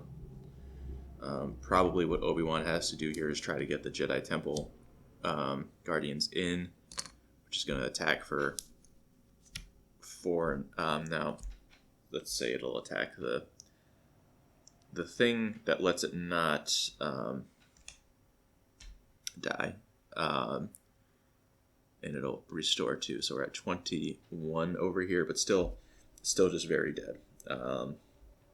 And yeah, we're just gonna attack in for 1 in case there's some other form of trickery going on here. Attack for 7 here and get the GI player up to 18 damage on base, but the Shin Hati is going to come in here. Now we're at 26. Play a Hive Defense Wing and die to a slew of attackers over here without even having to deploy this Grappling Guardian. But that's at least an interesting point to talk about. How would you play around Grappling Guardian versus It's Worse? But that's a rather decisive victory for GI. But of course, a huge factor there was that Obi-Wan did not have a turn 1 play and got very far behind the 8 ball. Not only did not have a turn 1 play, but that like Maz Kanata pile of interaction there, which was interesting to talk through. All of that went pretty badly for Obi-Wan, I would say. All right, so Obi-Wan's going to have the initiative in this sideboard game. I think I'm just going to run these back on each other. And then maybe I'll do a little peek at the sideboard. But I just want to see how these main decks do again. But that's also like very much what I feel are some of like the structural issues with Obi-Wan as a leader, is that like if the ball does not get rolling early enough, it's just very easy to fall behind and be unable to do anything that profitable. On the other hand, Grand Inquisitor did not look great there either. He didn't do anything bad. It was just his ability was not really a factor for much of that. But 3/5 shielded, still not awful. Or is it 3/5? Yeah, 3/5.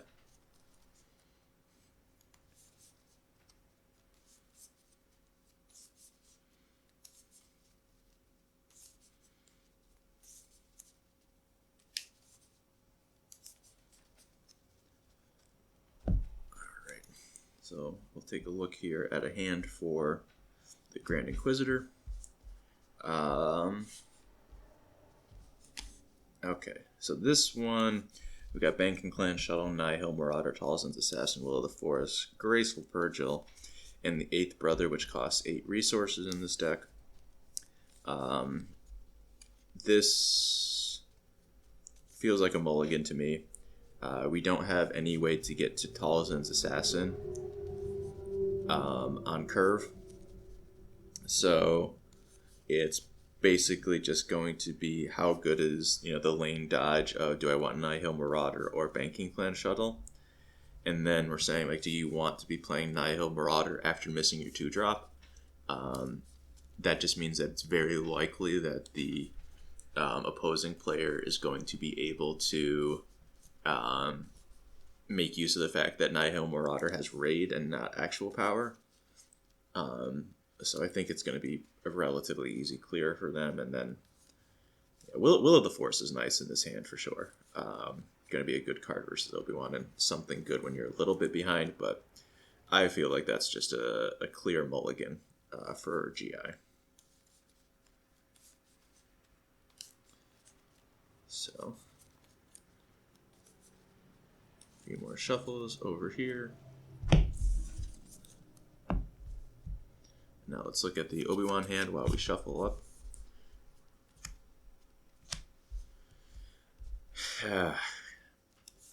Obi-Wan really not having an impressive start here. We've got Curious Flock, Hive Defense Wing, 2 Jedi Temple Guards, Itinerant Warrior, and Paladin Training Corvette. So we're kind of locked. Like, again, we're just saying our turn 1 is a Curious Flock for 2. And then Hive Defense Wing is our turn 2 play. The Jedi Temple Guards is nice, but like, again, we've got a ton of 4-drops in this hand, so we're going to have to lose some of them. And we don't have a way to like turn this Itinerant Warrior on. But then if we're not like curbing all of this out, then the Paladin Training Corvette starts to look a lot worse. Although we would have Obi-Wan to deploy, so like Obi-Wan might be able to put a counter on Jedi Temple Guards. Deploy, then you play Paladin Training Corvette, and then attack with Obi-Wan, put a counter on the Corvette. I don't know, that's not awful, but again, the first 2 turns of the game here are just very medium. Or not medium, they're bad. Like, Curious Flock is bad on turn 1 and 2. I feel like we can just try to mulligan this again and do a little bit better. So both players on the mulligan here. Now we're looking at the GI hand again, and that one's a banger right there. So Darth Malak, Talzin's Assassin, Depth of Anger, Nameless Terror, Supremacy Tie, Mysterious Hermit. This is all just great. I think Mysterious Hermit is going to edge out a Depth of Anger here. And also because we have this Nameless Terror, I'm like not as focused on needing the tap down from a Depth of Anger, and that's going to be already a little bit slow. So like I think we can just safely resource that 1-drop. And then I think we just end up shaping a nice 2-3-4 curve with Mysterious Hermit, Nameless Terror, Talzin's Assassin, and Darth Malak. So I think I'm okay leaving the Supremacy Tie in the bin, but maybe I shouldn't do that.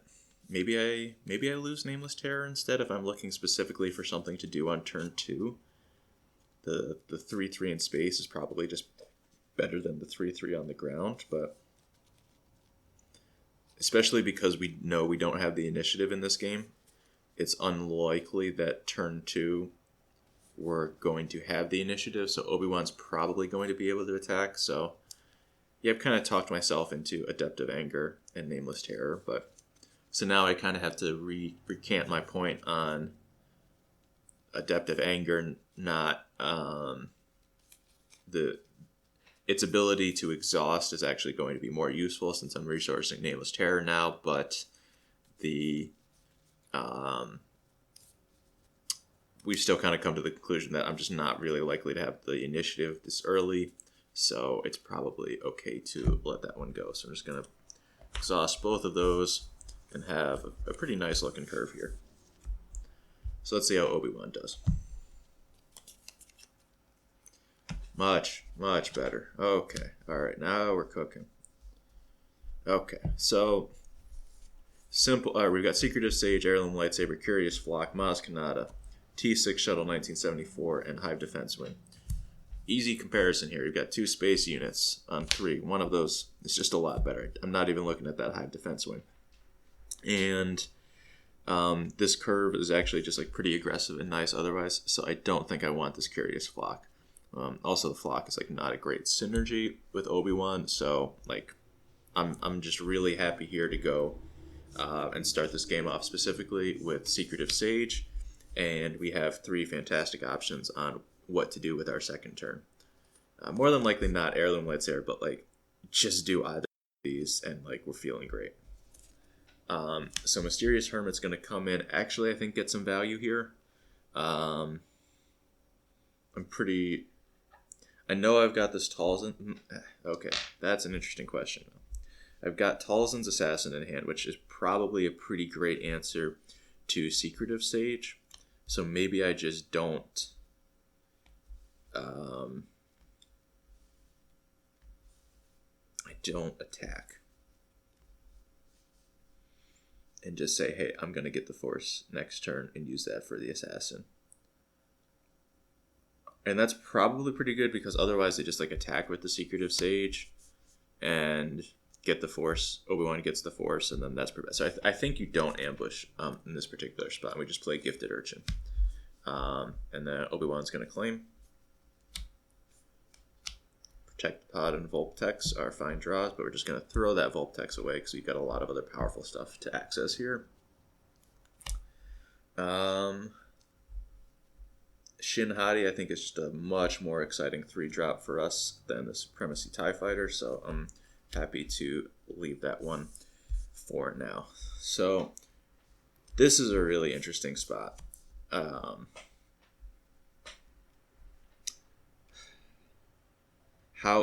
So I feel like Maz Kanata is the play here, but the question is, what do we do with the attack?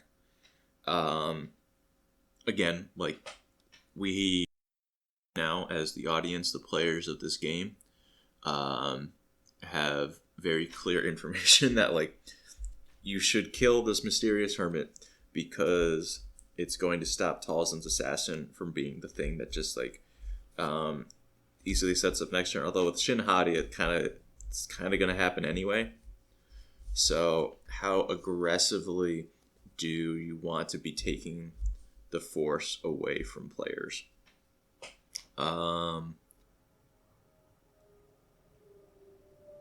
That's just like a complicated question, but I think here I'm actually like okay trading the shield token, killing the Mysterious Hermit, and just saying we're washing my hands of it. We gain the Force. GI comes in and plays Shin Hati.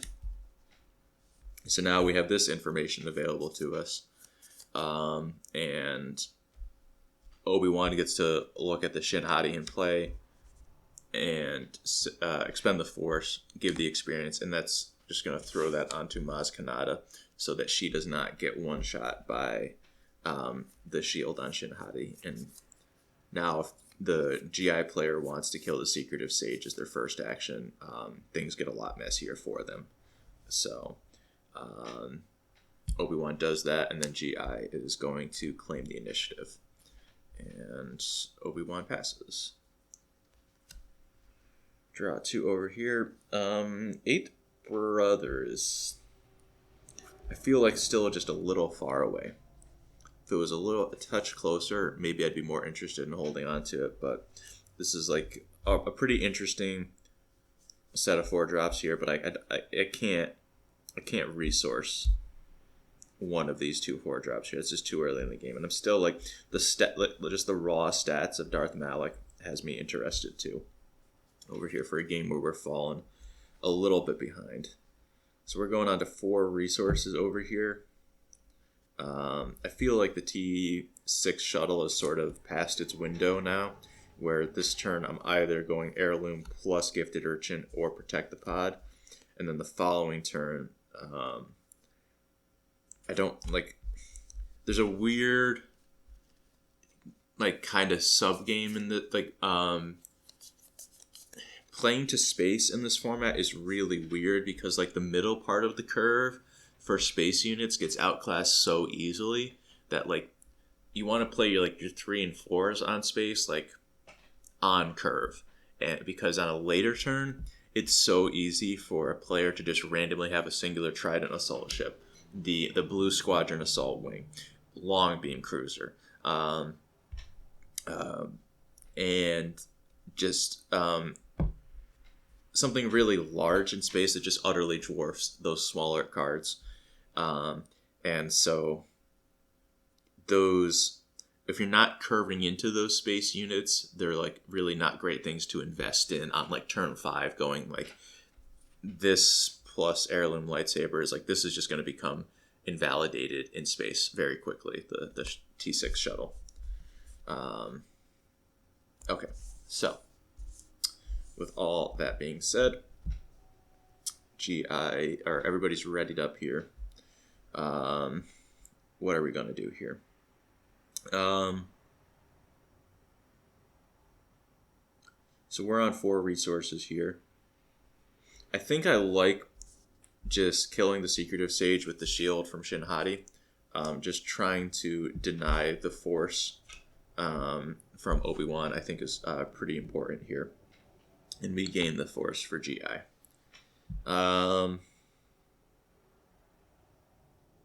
Here I'm like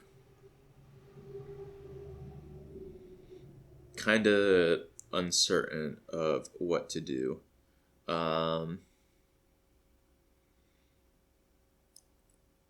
Like Maz could trade with Shin Hati, but like, or you could attack into Shin Hati, survive, and then there's like any number of things that Grand Inquisitor could do, like Drain Essence, Whirlwind of Power, the Talzin's Assassin that we know is there as the audience. Those feel a little awkward, so I feel like this is just one of those situations where you just kind of go base and say, I'm not like, you can play awkwardly into some of that, but like pushing damage on base is just going to be a bit easier here. And with that in mind, like now I think the GI player just drops in turret. And over here,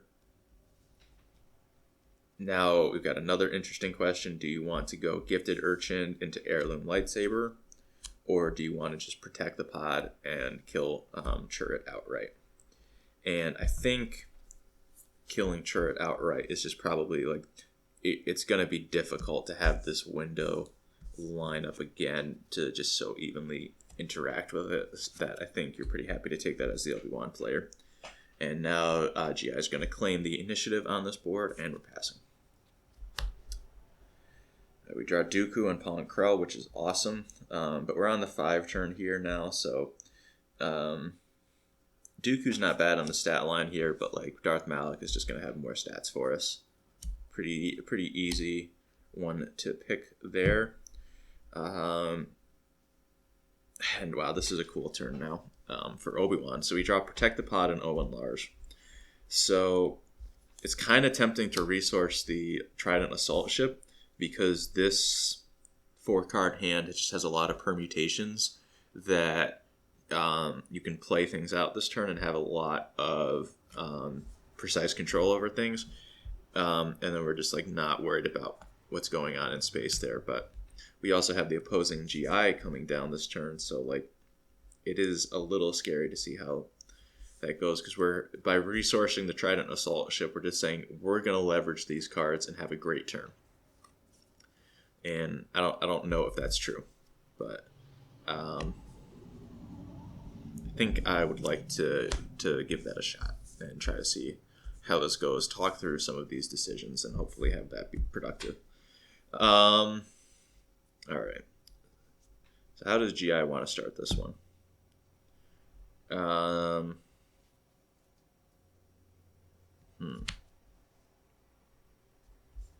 This is all very awkward here for GI. Because, like, the Shinhati kind of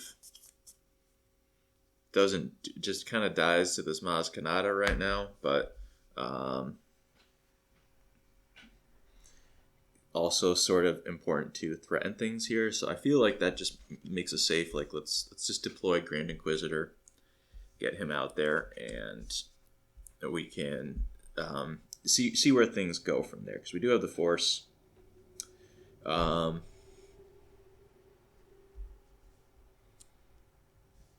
So here, I similarly kind of feel that like Obi-Wan's not dying in one fell swoop, so deploying him feels okay to me.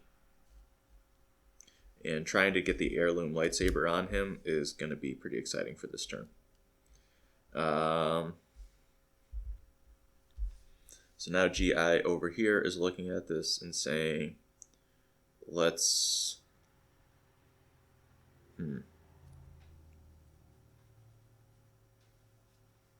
What is he trying to do? Talzin's Assassin is actually like not bad looking right here. But I think I just want to put 4 damage on Obi-Wan with Shinhati. And this, I think, actually works out pretty okay for Obi-Wan because the heirloom lightsaber comes down and puts Obi-Wan outside of the range of a Grand Inquisitor attack.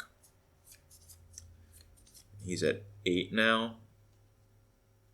So the Grand Inquisitor, I think, with the knowledge of the Talzin's Assassin in hand, is going to put his damage onto Obi-Wan because the Obi-Wan attack here is not generating an experience token. So as not great as that is, we're just kind of okay. So now now as the Obi-Wan player, right? You're looking at this. You've got 1 health. We kind of tried to play around some like pinging effects on the previous turn. So I think it makes sense here that this line of play indicates that they're going to try to do something. So you probably just want to get your 5 damage on base and don't get to do anything with the experience token, but you can't have everything. GI is going to play the Talzin's Assassin here. That'll clean out Obi-Wan.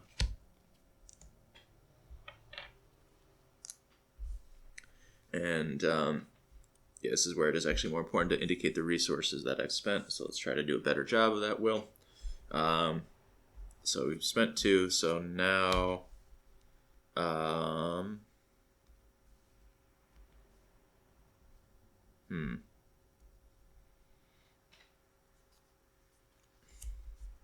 We've got 4 power here.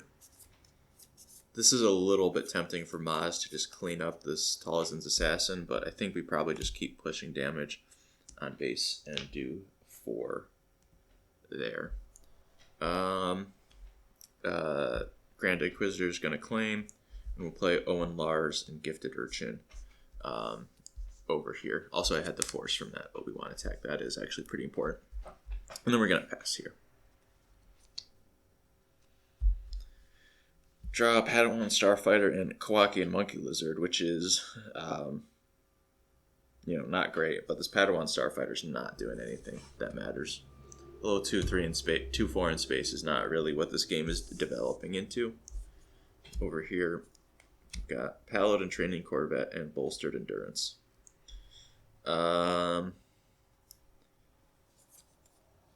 We might just not resource this turn.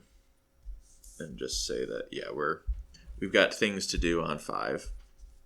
Here we can either go Protect the Pod and Bolster Endurance or Training Corvette. But also, like, if this is our turn, we don't really want to resource the Training Corvette because this still might be a nice thing to do next turn. Even if it's just putting, like, 1 counter on Gifted Urchin, that's not terrible. So, over here, we're looking at what does Grand Inquisitor want to do here? I think we want to start with Tolson's Assassin, just eating the Gifted Urchin. Try to keep them off the force.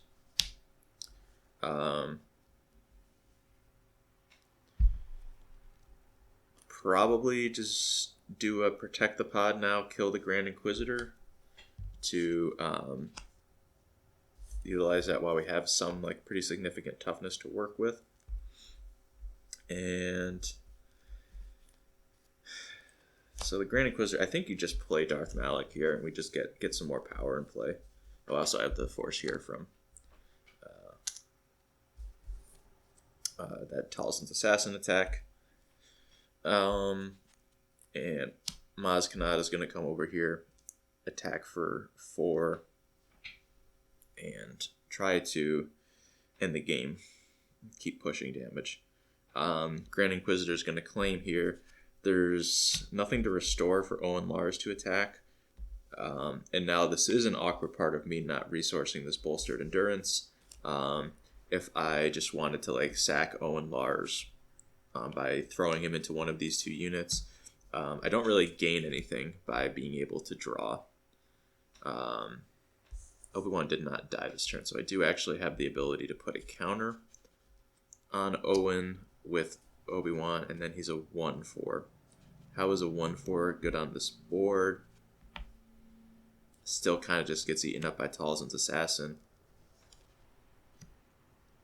But we're kind of not doing anything else. So I think I'm okay putting an experience token on and just getting 1 extra damage onto base. Is not exciting, but we'll do it and then pass.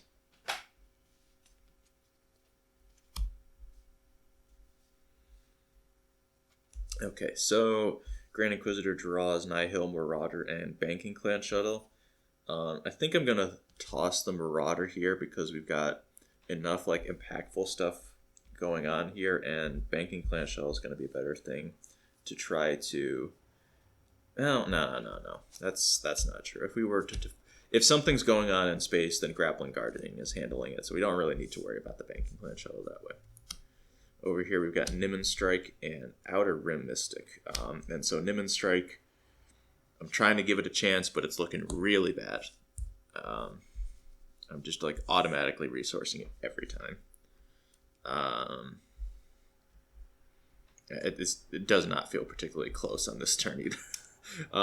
Okay, so yep, they're both ready here.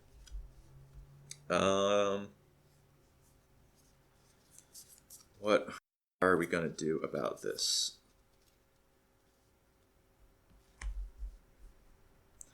I think I'm going to have Tolson's Assassin put 4 damage. Or, wait. We've got this whole Grand Inquisitor ability. We do. Somebody may have been shouting at me already, like, is this Grand Inquisitor? Well, no. He was in play in the previous turn, so it was a bit more awkward.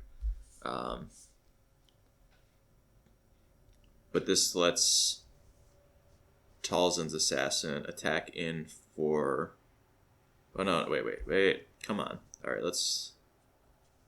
This unit has 4 power. We can give it -2. I think we just have Malak attack into Maz Kanata. Maz takes 4. Malak takes 2, thanks to the Grand Inquisitor, and we just gain the force back. That probably makes sense to spread the damage out that way. I think Maz just kind of knows that something not good is coming here, so is going to take the 4 damage on base.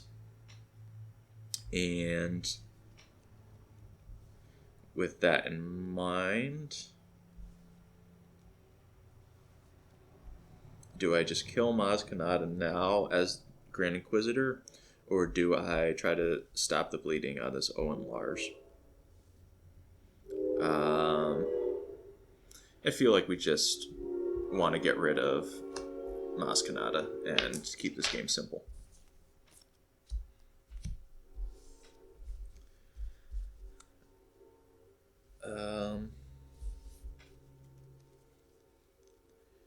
So now we're both just staring with at each other with resources ready, which is like not really ideal here. I think we'll just take the 1 damage on base here, even though we're not restoring much. And I think Grand Inquisitor is just going to drop Pong Krell and try to stabilize the game off of this, although we're at 23. It's like not good. And with the thought of being at 23 damage on base, now I think the Obi-Wan player is just like, this is going to go badly for Obi-Wan, but I think he would just play the Paladin Training Corvette and say that you're going to try to squeak over the edge there in space in like 2 attacks, right? Instead of trying to deal with all of this on the ground. Grand Inquisitor is going to claim here, and nothing to do with this bolstered endurance. Alright.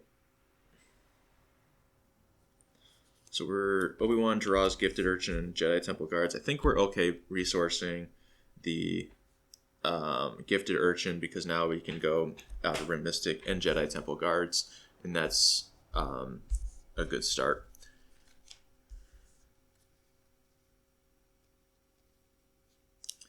And over here, Grand Inquisitor draws Its Worse and Fallen Jedi, which is pretty nice here. So Fallen Jedi is just going to be a lot worse than Nihil Marauder when we're trying to stabilize the board, so I'm just going to resource him, and we're on 8 over here. But yeah, this is where it gets bad for the Obi-Wan player, because Grappling Guardian just comes down and nukes the Paladin Training Corvette. And now Owen Lars going to come in for an extra point of damage here. So now Grand Inquisitor is at 24. I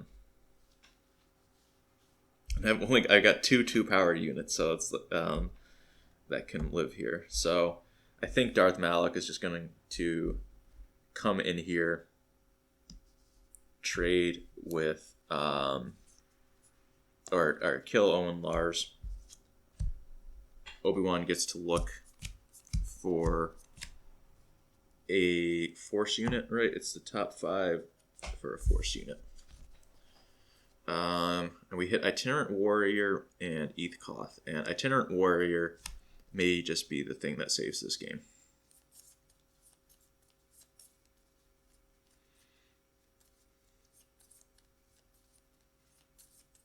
Actually, it's not. Because Pong Krell is pretty sick in the head. Actually, yes, but Eathcoth isn't going to do it either. So I don't think that changes what the take is here. But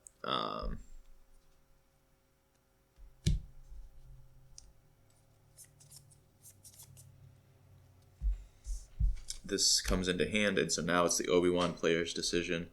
So I think they're just going to play Outer Rim Mystic, and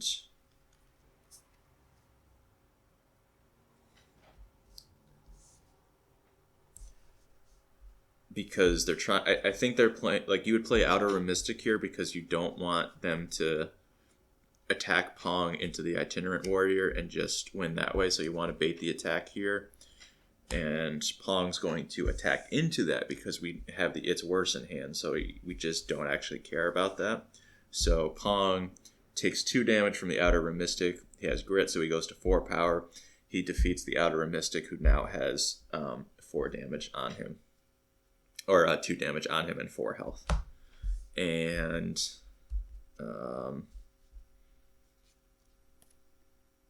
I guess now you play Itinerant Warrior. I guess this doesn't even work out because now Pong has 4 power.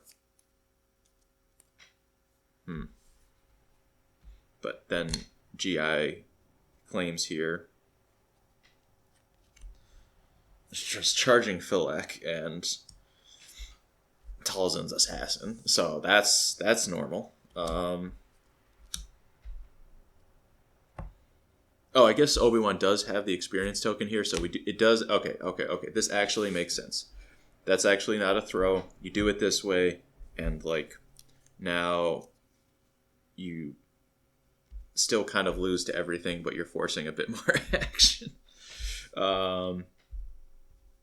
I drew Luminous Beings, a Padawan Starfighter. What do I want to do from here? Bolstered Endurance is not relevant.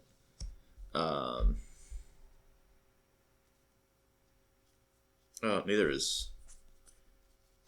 Whatever, we're on 7 resources. Let's just keep everything. We don't actually need to resource here. That's silly of me. So yeah, now the GI player just goes, it's worse. Kills this. For 7 resources, which I believe we're at 9. So it's like we still got the Kowakian Monkey Lizard in the back.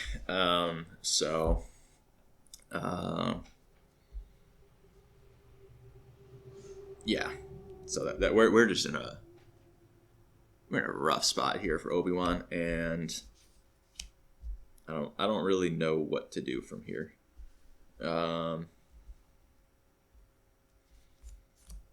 we've got like the Jedi Temple guards died to literally everything. Just Pong Krell attacking base. Padawan Starfighter dies up there. Yeah, I feel like this is a relatively safe concession from let's try and play it out. Maybe we can mill. So we'll play the Padawan Starfighter. Grappling Guardian comes in and kills it for 1. Play Jedi Temple Guards. No ambush here because none of that, I think, does anything profitable. We don't have Restore to trigger. Getting the Force would be kind of nice here, but I don't think that's worth sacking this entirely and getting damage on base. So I think we just play it. And Pong is going to attack the base for 4 here, kill the Jedi Temple Guards. Obi-Wan's going to claim the initiative, take 4 damage from Malak. And then the Kowakian Monkey Lizard is going to come in and start trying to help. And then we're passing. Obi-Wan's going to draw here, Jedi Temple Guards, and Blue Squadron Assault Wing. We're on 7 resources here, so we can't resource up to play both of these this turn, so I think we just don't resource anything. And then over here we're going to draw our backup Pong Krell, but I think we just resource him because this first one is doing so much, and then that leaves us with 10 resources to play the rest of our hand here, which is a fine place to be in. So our one action here is playing the Assault Wing, and this just goes all incredibly wrong when we play Talzin's Assassin. Give this -3 and expend our force. And Obi-Wan claims again. Pong attacks for 4, nukes this. Go to 12, and then we take another 6 from the Lizard and Malak. 3 more from the Grappling Guardian, and then we play Charging Philak and Mysterious Hermit, and then Obi-Wan's already passed. Draw Itinerant Warrior and Priestesses of the Force. 7 resources here, but this Bolstered Endurance can go over here. And yeah, I do not believe there's anything going on here that the Obi-Wan player can try and effectively stabilize, because they're just taking so much damage this turn.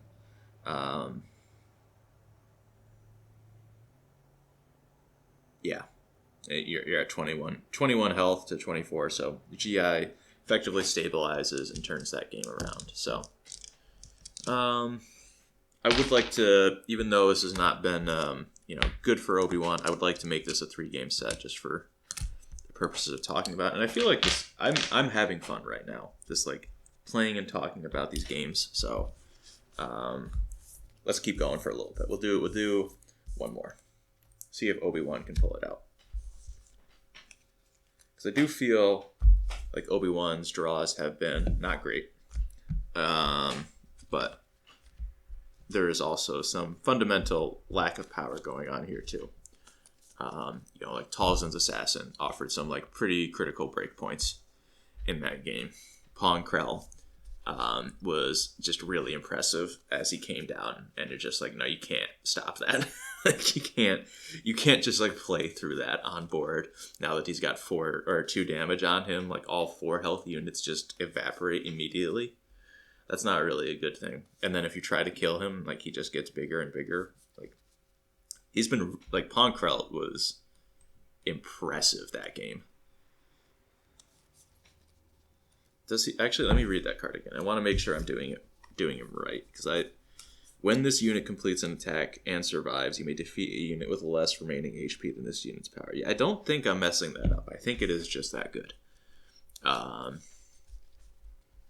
wanted to make sure too there that it couldn't go across, or that I was able to go across arenas and kill the Blue Squadron Assault Wing that turn. But either way, like the Grappling Guardian would have mopped it up if not. So like, yeah.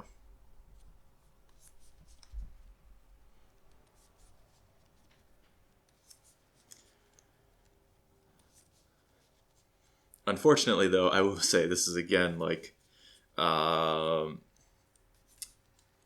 don't think Grand Inquisitor is a bad leader, but there wasn't really like too much that happened to that game where like Grand Inquisitor, like his ability mattered, right? And like was the swinging point, versus like Obi-Wan's ability to give experience was like very critical at a lot of points in that.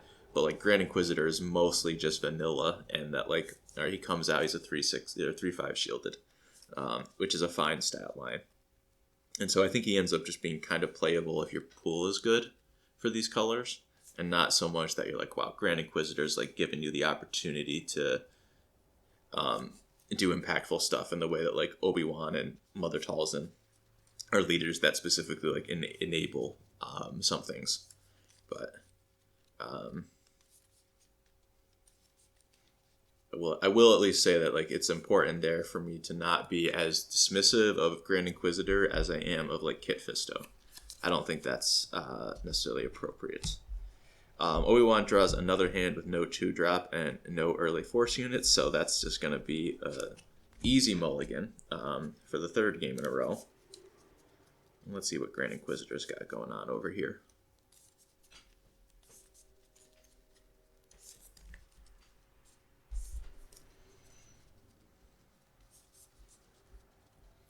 And one more game is probably what I have too.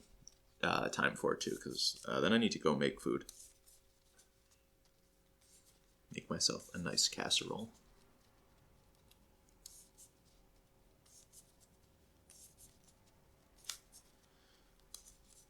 Alright. I do enjoy shuffling cards though, so like this is the part where I'm like, I can just sit here and do this for like 20 minutes and just kind of talk to myself. And that's like that's not great for content, or probably for me to be doing either. This is a very powerful hand from Grand Inquisitor, but like having 3 7-drops means that we have to resource some of these, so we're like actually kind of handicapping our late game. Shin Hati into Talzin's Assassin is like pretty good for what the rest of the hand does here, but I think we can just do better. And both decks taking a mulligan on this one.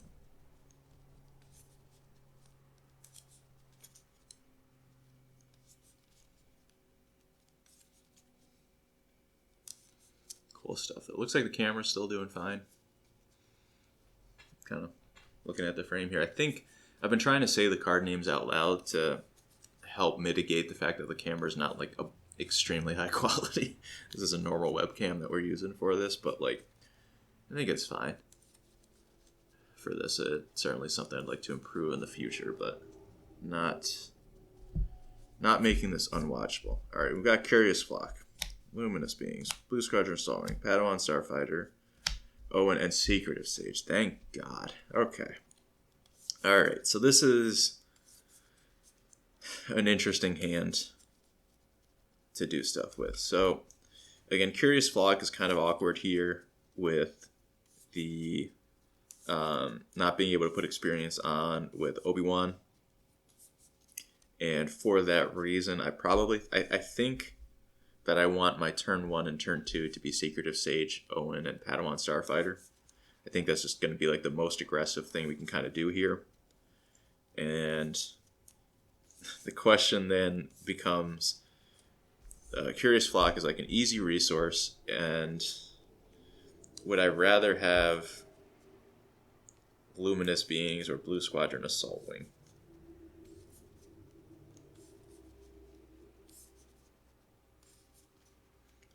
Or maybe I keep Curious Flock and then do both of these and then put these two back for my second turn of the game. And just... I kind of like that, I'm not going to lie.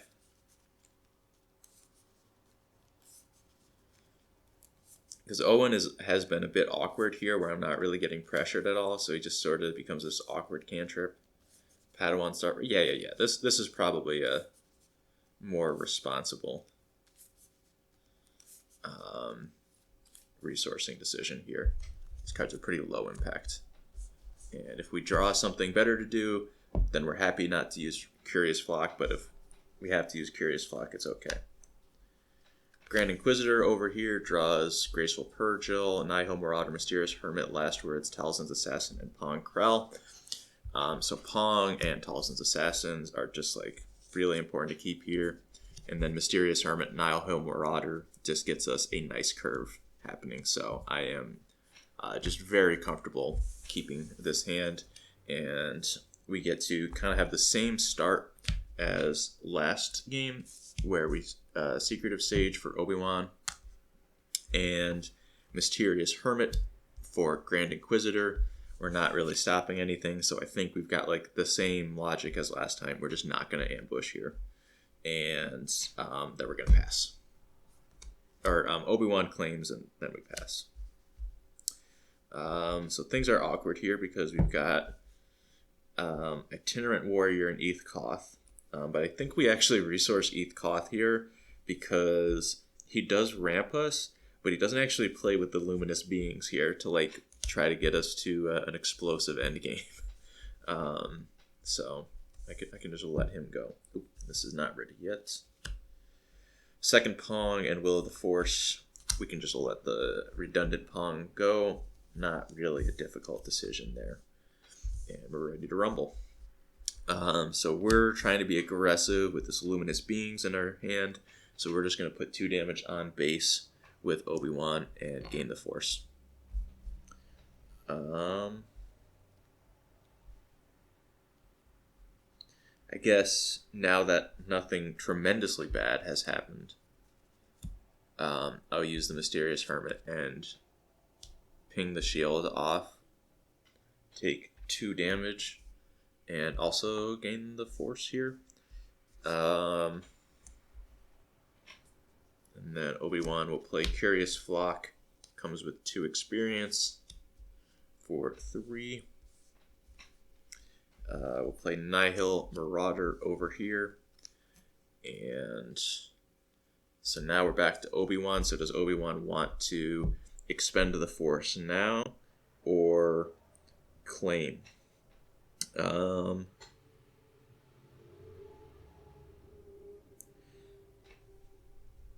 Claiming is not bad here because then we can start to deal damage to this Nihil Marauder before it just attacks in evenly. So I feel like claiming here is actually kind of reasonable instead of pumping the Secretive Sage. So yeah, that's what happens. We draw It's Worse and Whirlwind of Power. I don't think Whirlwind's actually particularly good on this board, but the following turn when the GI flip comes down could be good. I feel like It's Worse is not really a card that... We've already got this like Luminous Beings that we're kind of going to be holding on to for a while. So I don't think I can afford to do like both Luminous Beings and It's Worse. Over here, we draw our 6 cost Itinerant Warrior and Bolstered Endurance, but I think Bolstered Endurance is just easily sent back here because we're only going to be like putting it on this Talzin's Assassin next turn. And while it is an efficient use of resources, I feel like the flexibility of looking at all of these other cards here is going to be more useful to us. All right, so we're back here. What are we doing with Nihil Marauder? And I believe we are attacking Curious Flock into the Marauder, because this makes it so that if the Marauder wants to trade here, now we get an easy kill with Mysterious Hermit. And if the Marauder is just kind of going base, or like the Marauder has to do something here because otherwise Secretive Sage comes in and does something. So that's like at a baseline, something has to happen, and so that's like the easiest thing to facilitate here.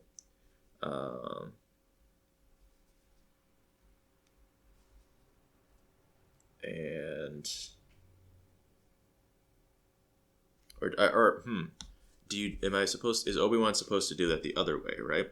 If they attack here, put 2 damage on the Marauder, now the Marauder has to trade with this Curious Flock.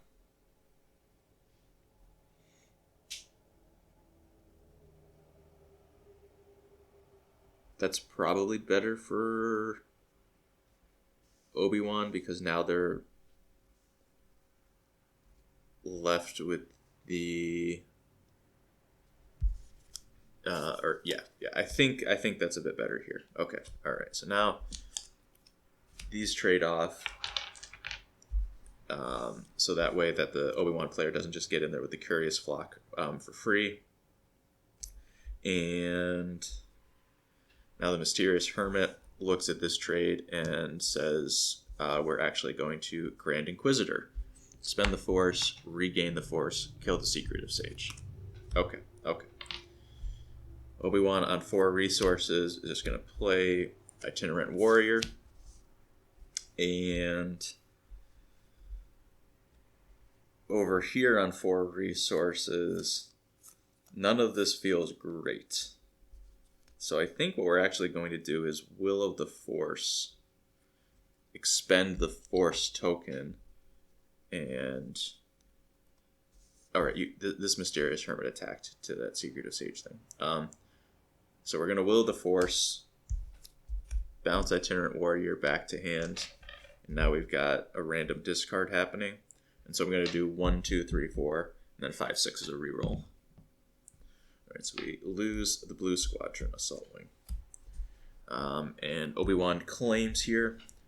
And yeah, I feel like they're both players. I feel like Obi-Wan's a little concerned here about falling behind now. And this Whirlwind of Power is now not great, because using that on GI doesn't, like, we don't have the attackers to get through the shield in the time frame that we need to. And over here we draw Dooku and Malak, and I think Dooku's a safe resource there, where Malak is a better value play this turn, Talzin is a better interactive play this turn, and Itinerant Warrior still has value in helping us heal on the later turns. So we start off here. What are we going to be doing?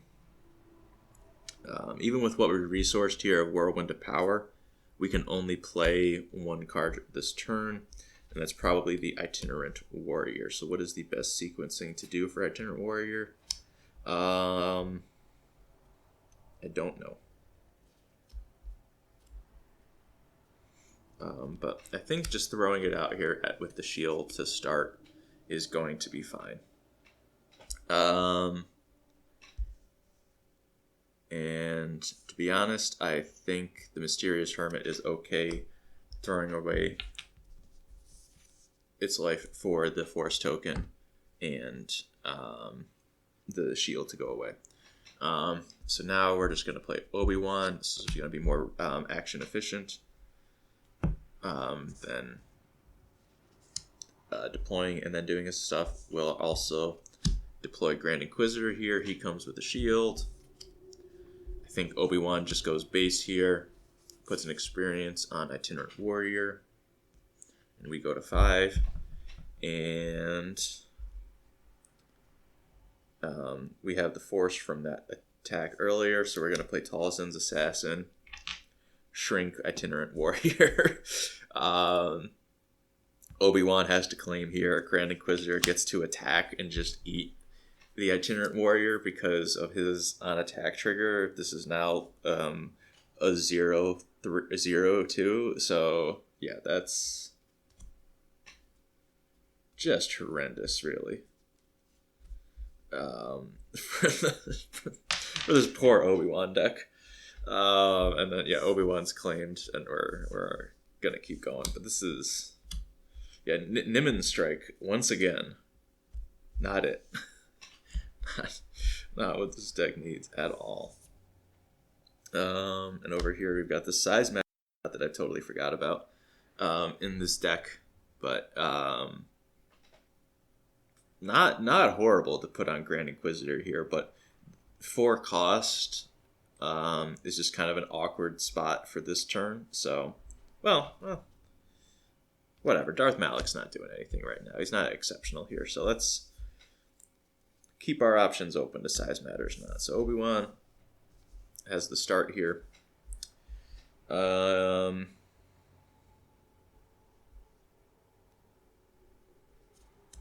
What is Obi-Wan going to do? Because he doesn't die in one hit, I think we will play the T-16 shuttle, or T6 shuttle 1974. So that way his attack can generate some value. And then, so the size matters not. What are we doing?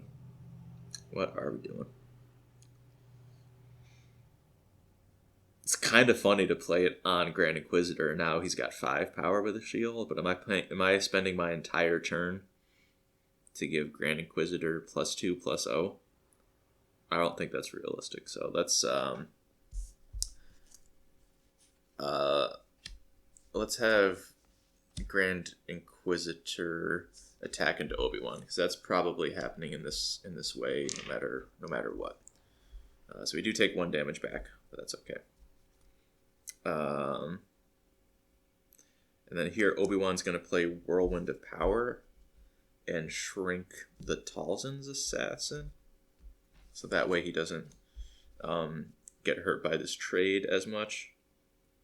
Maybe bad for the GI player to walk into that, but they're gonna be okay. They're gonna Itinerant Warrior themselves, expend the Force, and restore 3 damage on my base. And Obi-Wan will attack here into the Talzin's Assassin, take 1 damage, and put an experience on the T6 shuttle. And now Grand Inquisitor is going to claim the initiative. And yeah.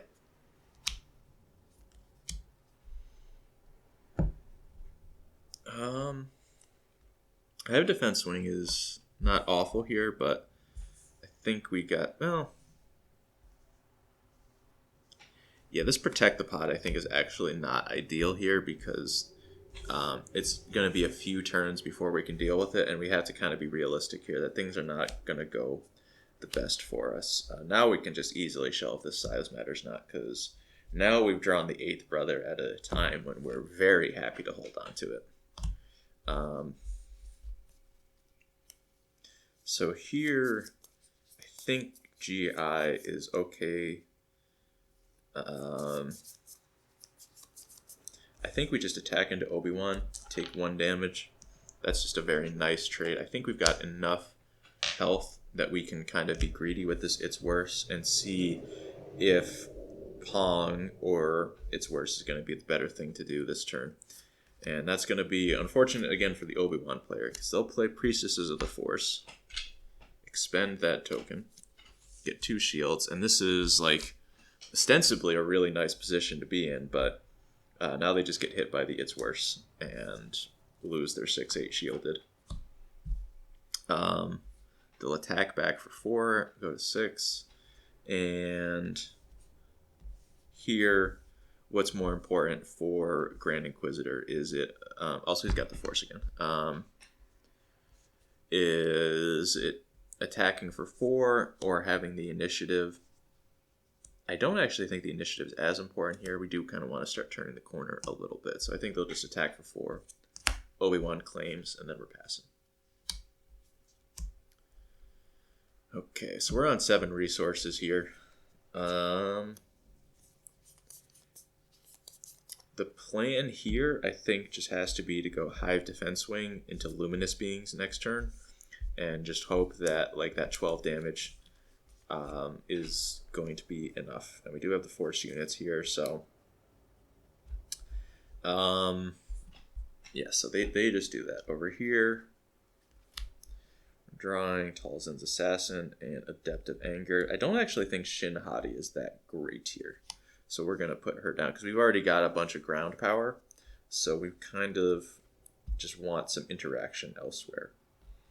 Because you do have to be aware, at least for the Grand Inquisitor here, that like you're not playing around Luminous Beings because we also haven't seen it all match. But like you do want to be aware that like, yeah, I'm not actually... There's a 4/5 shielded in space, and we're kind of not doing much about that right now. I guess, you know, we could be trying to beat down more with that Shin Hati, but I feel like Adept of Anger. Maybe, is it Pon Krell is actually the resource instead? I think it might actually be Pon Krell, yeah. Yeah, because 8th Brother is probably just going to be a more immediate, like, kill something, turn the corner. And if not, then if we're doing a bunch of fiddly stuff, then spending 8 resources on getting all of this into play is probably better. So yeah, let's do that. We do not have the Force here because we expended it last turn. So we're going to just start Obi-Wan dealing 4 damage to base. And... we're going to deal 3 damage with Grand Inquisitor to base as well. I'm going to play a Hive Defense Wing. And this is where I think we identify that, all right, we just need to start. Like Shin Hati is a fine play here because if the opponent plays something on the ground, we've still got Talzin's Assassin to deal with it. And start to push damage on it, so we're not actually that worried about tapping ourselves out of 8th Brother. Another Hive Defense Wing shows up in space. Now we play our Adept of Anger. Obi-Wan claims. And we just play our Talzin's Assassin for no value, I guess, and attack for 4. Put to 11. And we're going to see what happens from here. Oh, this is actually cool though. We get to do that. Live the Dream. Fallen Jedi and Banking Clan Shell. I think we just kind of keep everything in hand here.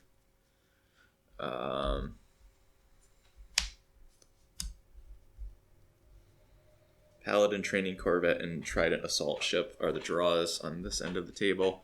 I don't think... I don't know. I'm going to resource the Paladin because we get to play Gifted Urchin after this debacle. So, oh wow, this is going to be cool. At least, okay, the Obi-Wan deck gets to have his moment in the sun here. So these units are all readying. So...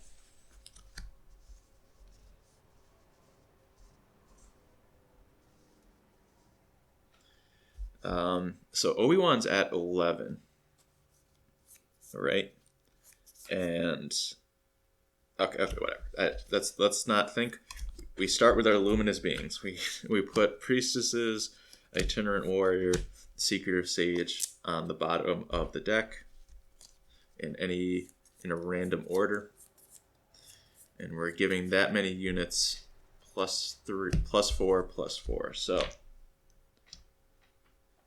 4, 4, and 4. So this is, of course, awful.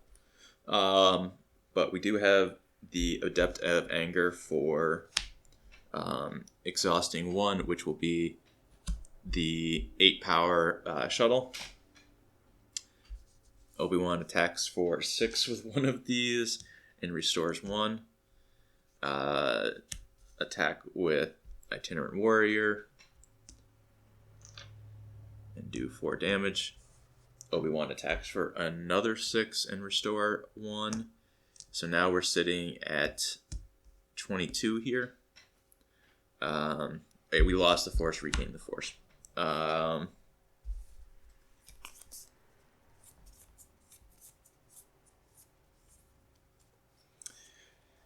So now the question is,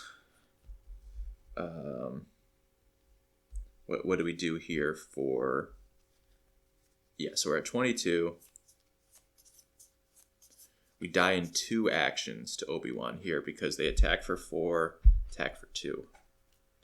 And even with the Depth of Anger, we can't stop them from getting that second attack for 2 with the Hive defense wings. We've got 11 more power in play, and they're at 13. So we can only put them up to 24. But then they die to 1 attack. So yeah, I do think we let Obi-Wan claim, or we attack for 4 more. Obi-Wan claims, and then we attack for 7 more.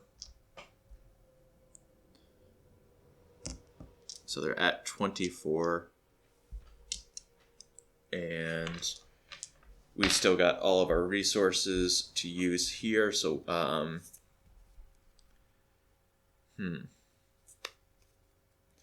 this Banking Clan Shuttle doesn't do anything. So I think we just play 8th Brother for 8 resources and see if that can help us use the Force in some additional ways, or just having a 5 power. Now, 5 power is actually pretty important here because that offsets the restore from the Hive defense wing.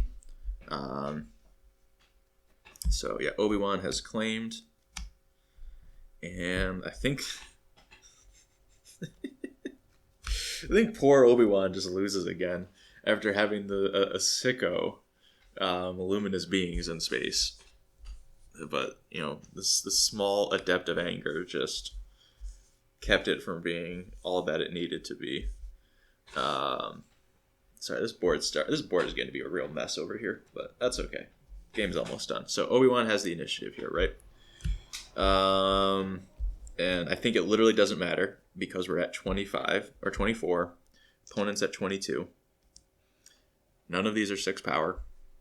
If we attack for 2, we go back down to 23, and then 8th Brother just attacks. So nothing. We only have vehicles, so Protect the Pod does nothing. Yeah, I think Obi-Wan just loses again here. Oh, that poor Obi-Wan. But yeah, this is also kind of like, I don't know. Obi-Wan's draws this match were like not great, but I do also think kind of highlights the strength. Wow, I just did a weird portmanteau there because I was trying to say highlight the strengths, and then I started saying Strylights. That's a new one. So, let's see. Now I've lost my train of thought altogether. I do think that highlights the strength of the blue villainy cards. So obviously, Pong Krell got to take over that one game, but Talzin's Assassin is just really a lot to beat down with. And there's also just kind of part of why I think blue is such a powerful color in this format is you've got this dichotomy where it's all right, there's Talzin's Assassin and Itinerant Warrior are both just incredibly powerful cards. You don't have to pay 4 for this. If you splashing Itinerant Warrior in your villainy decks or splashing Talzin's Assassin in your heroism decks, it's just fine.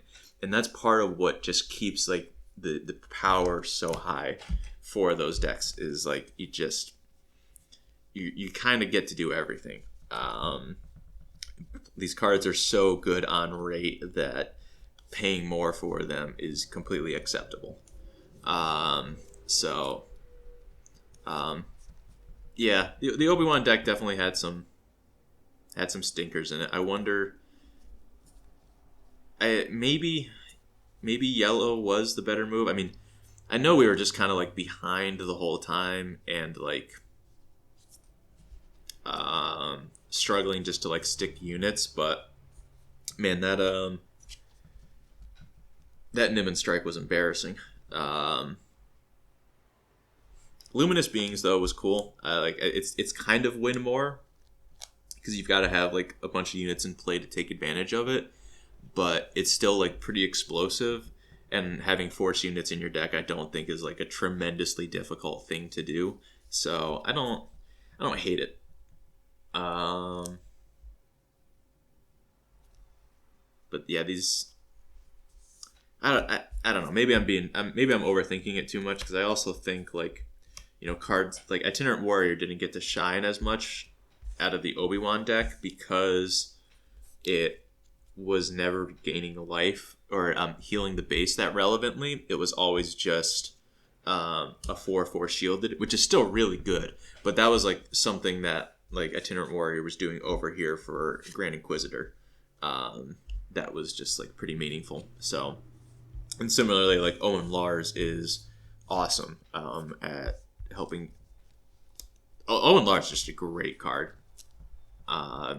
Obviously, you have to have the density of force units to do it. I didn't really do the math on it for this deck, I guess, but I just kind of assumed that most, if Obi-Wan, visibly looked fine to me in this deck, then I kind of just assumed that Owen Lars was good enough. And yeah, we had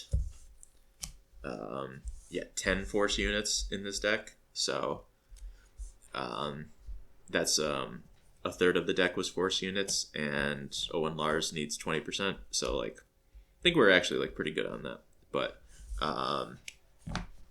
he's just a very strong uncommon for sure.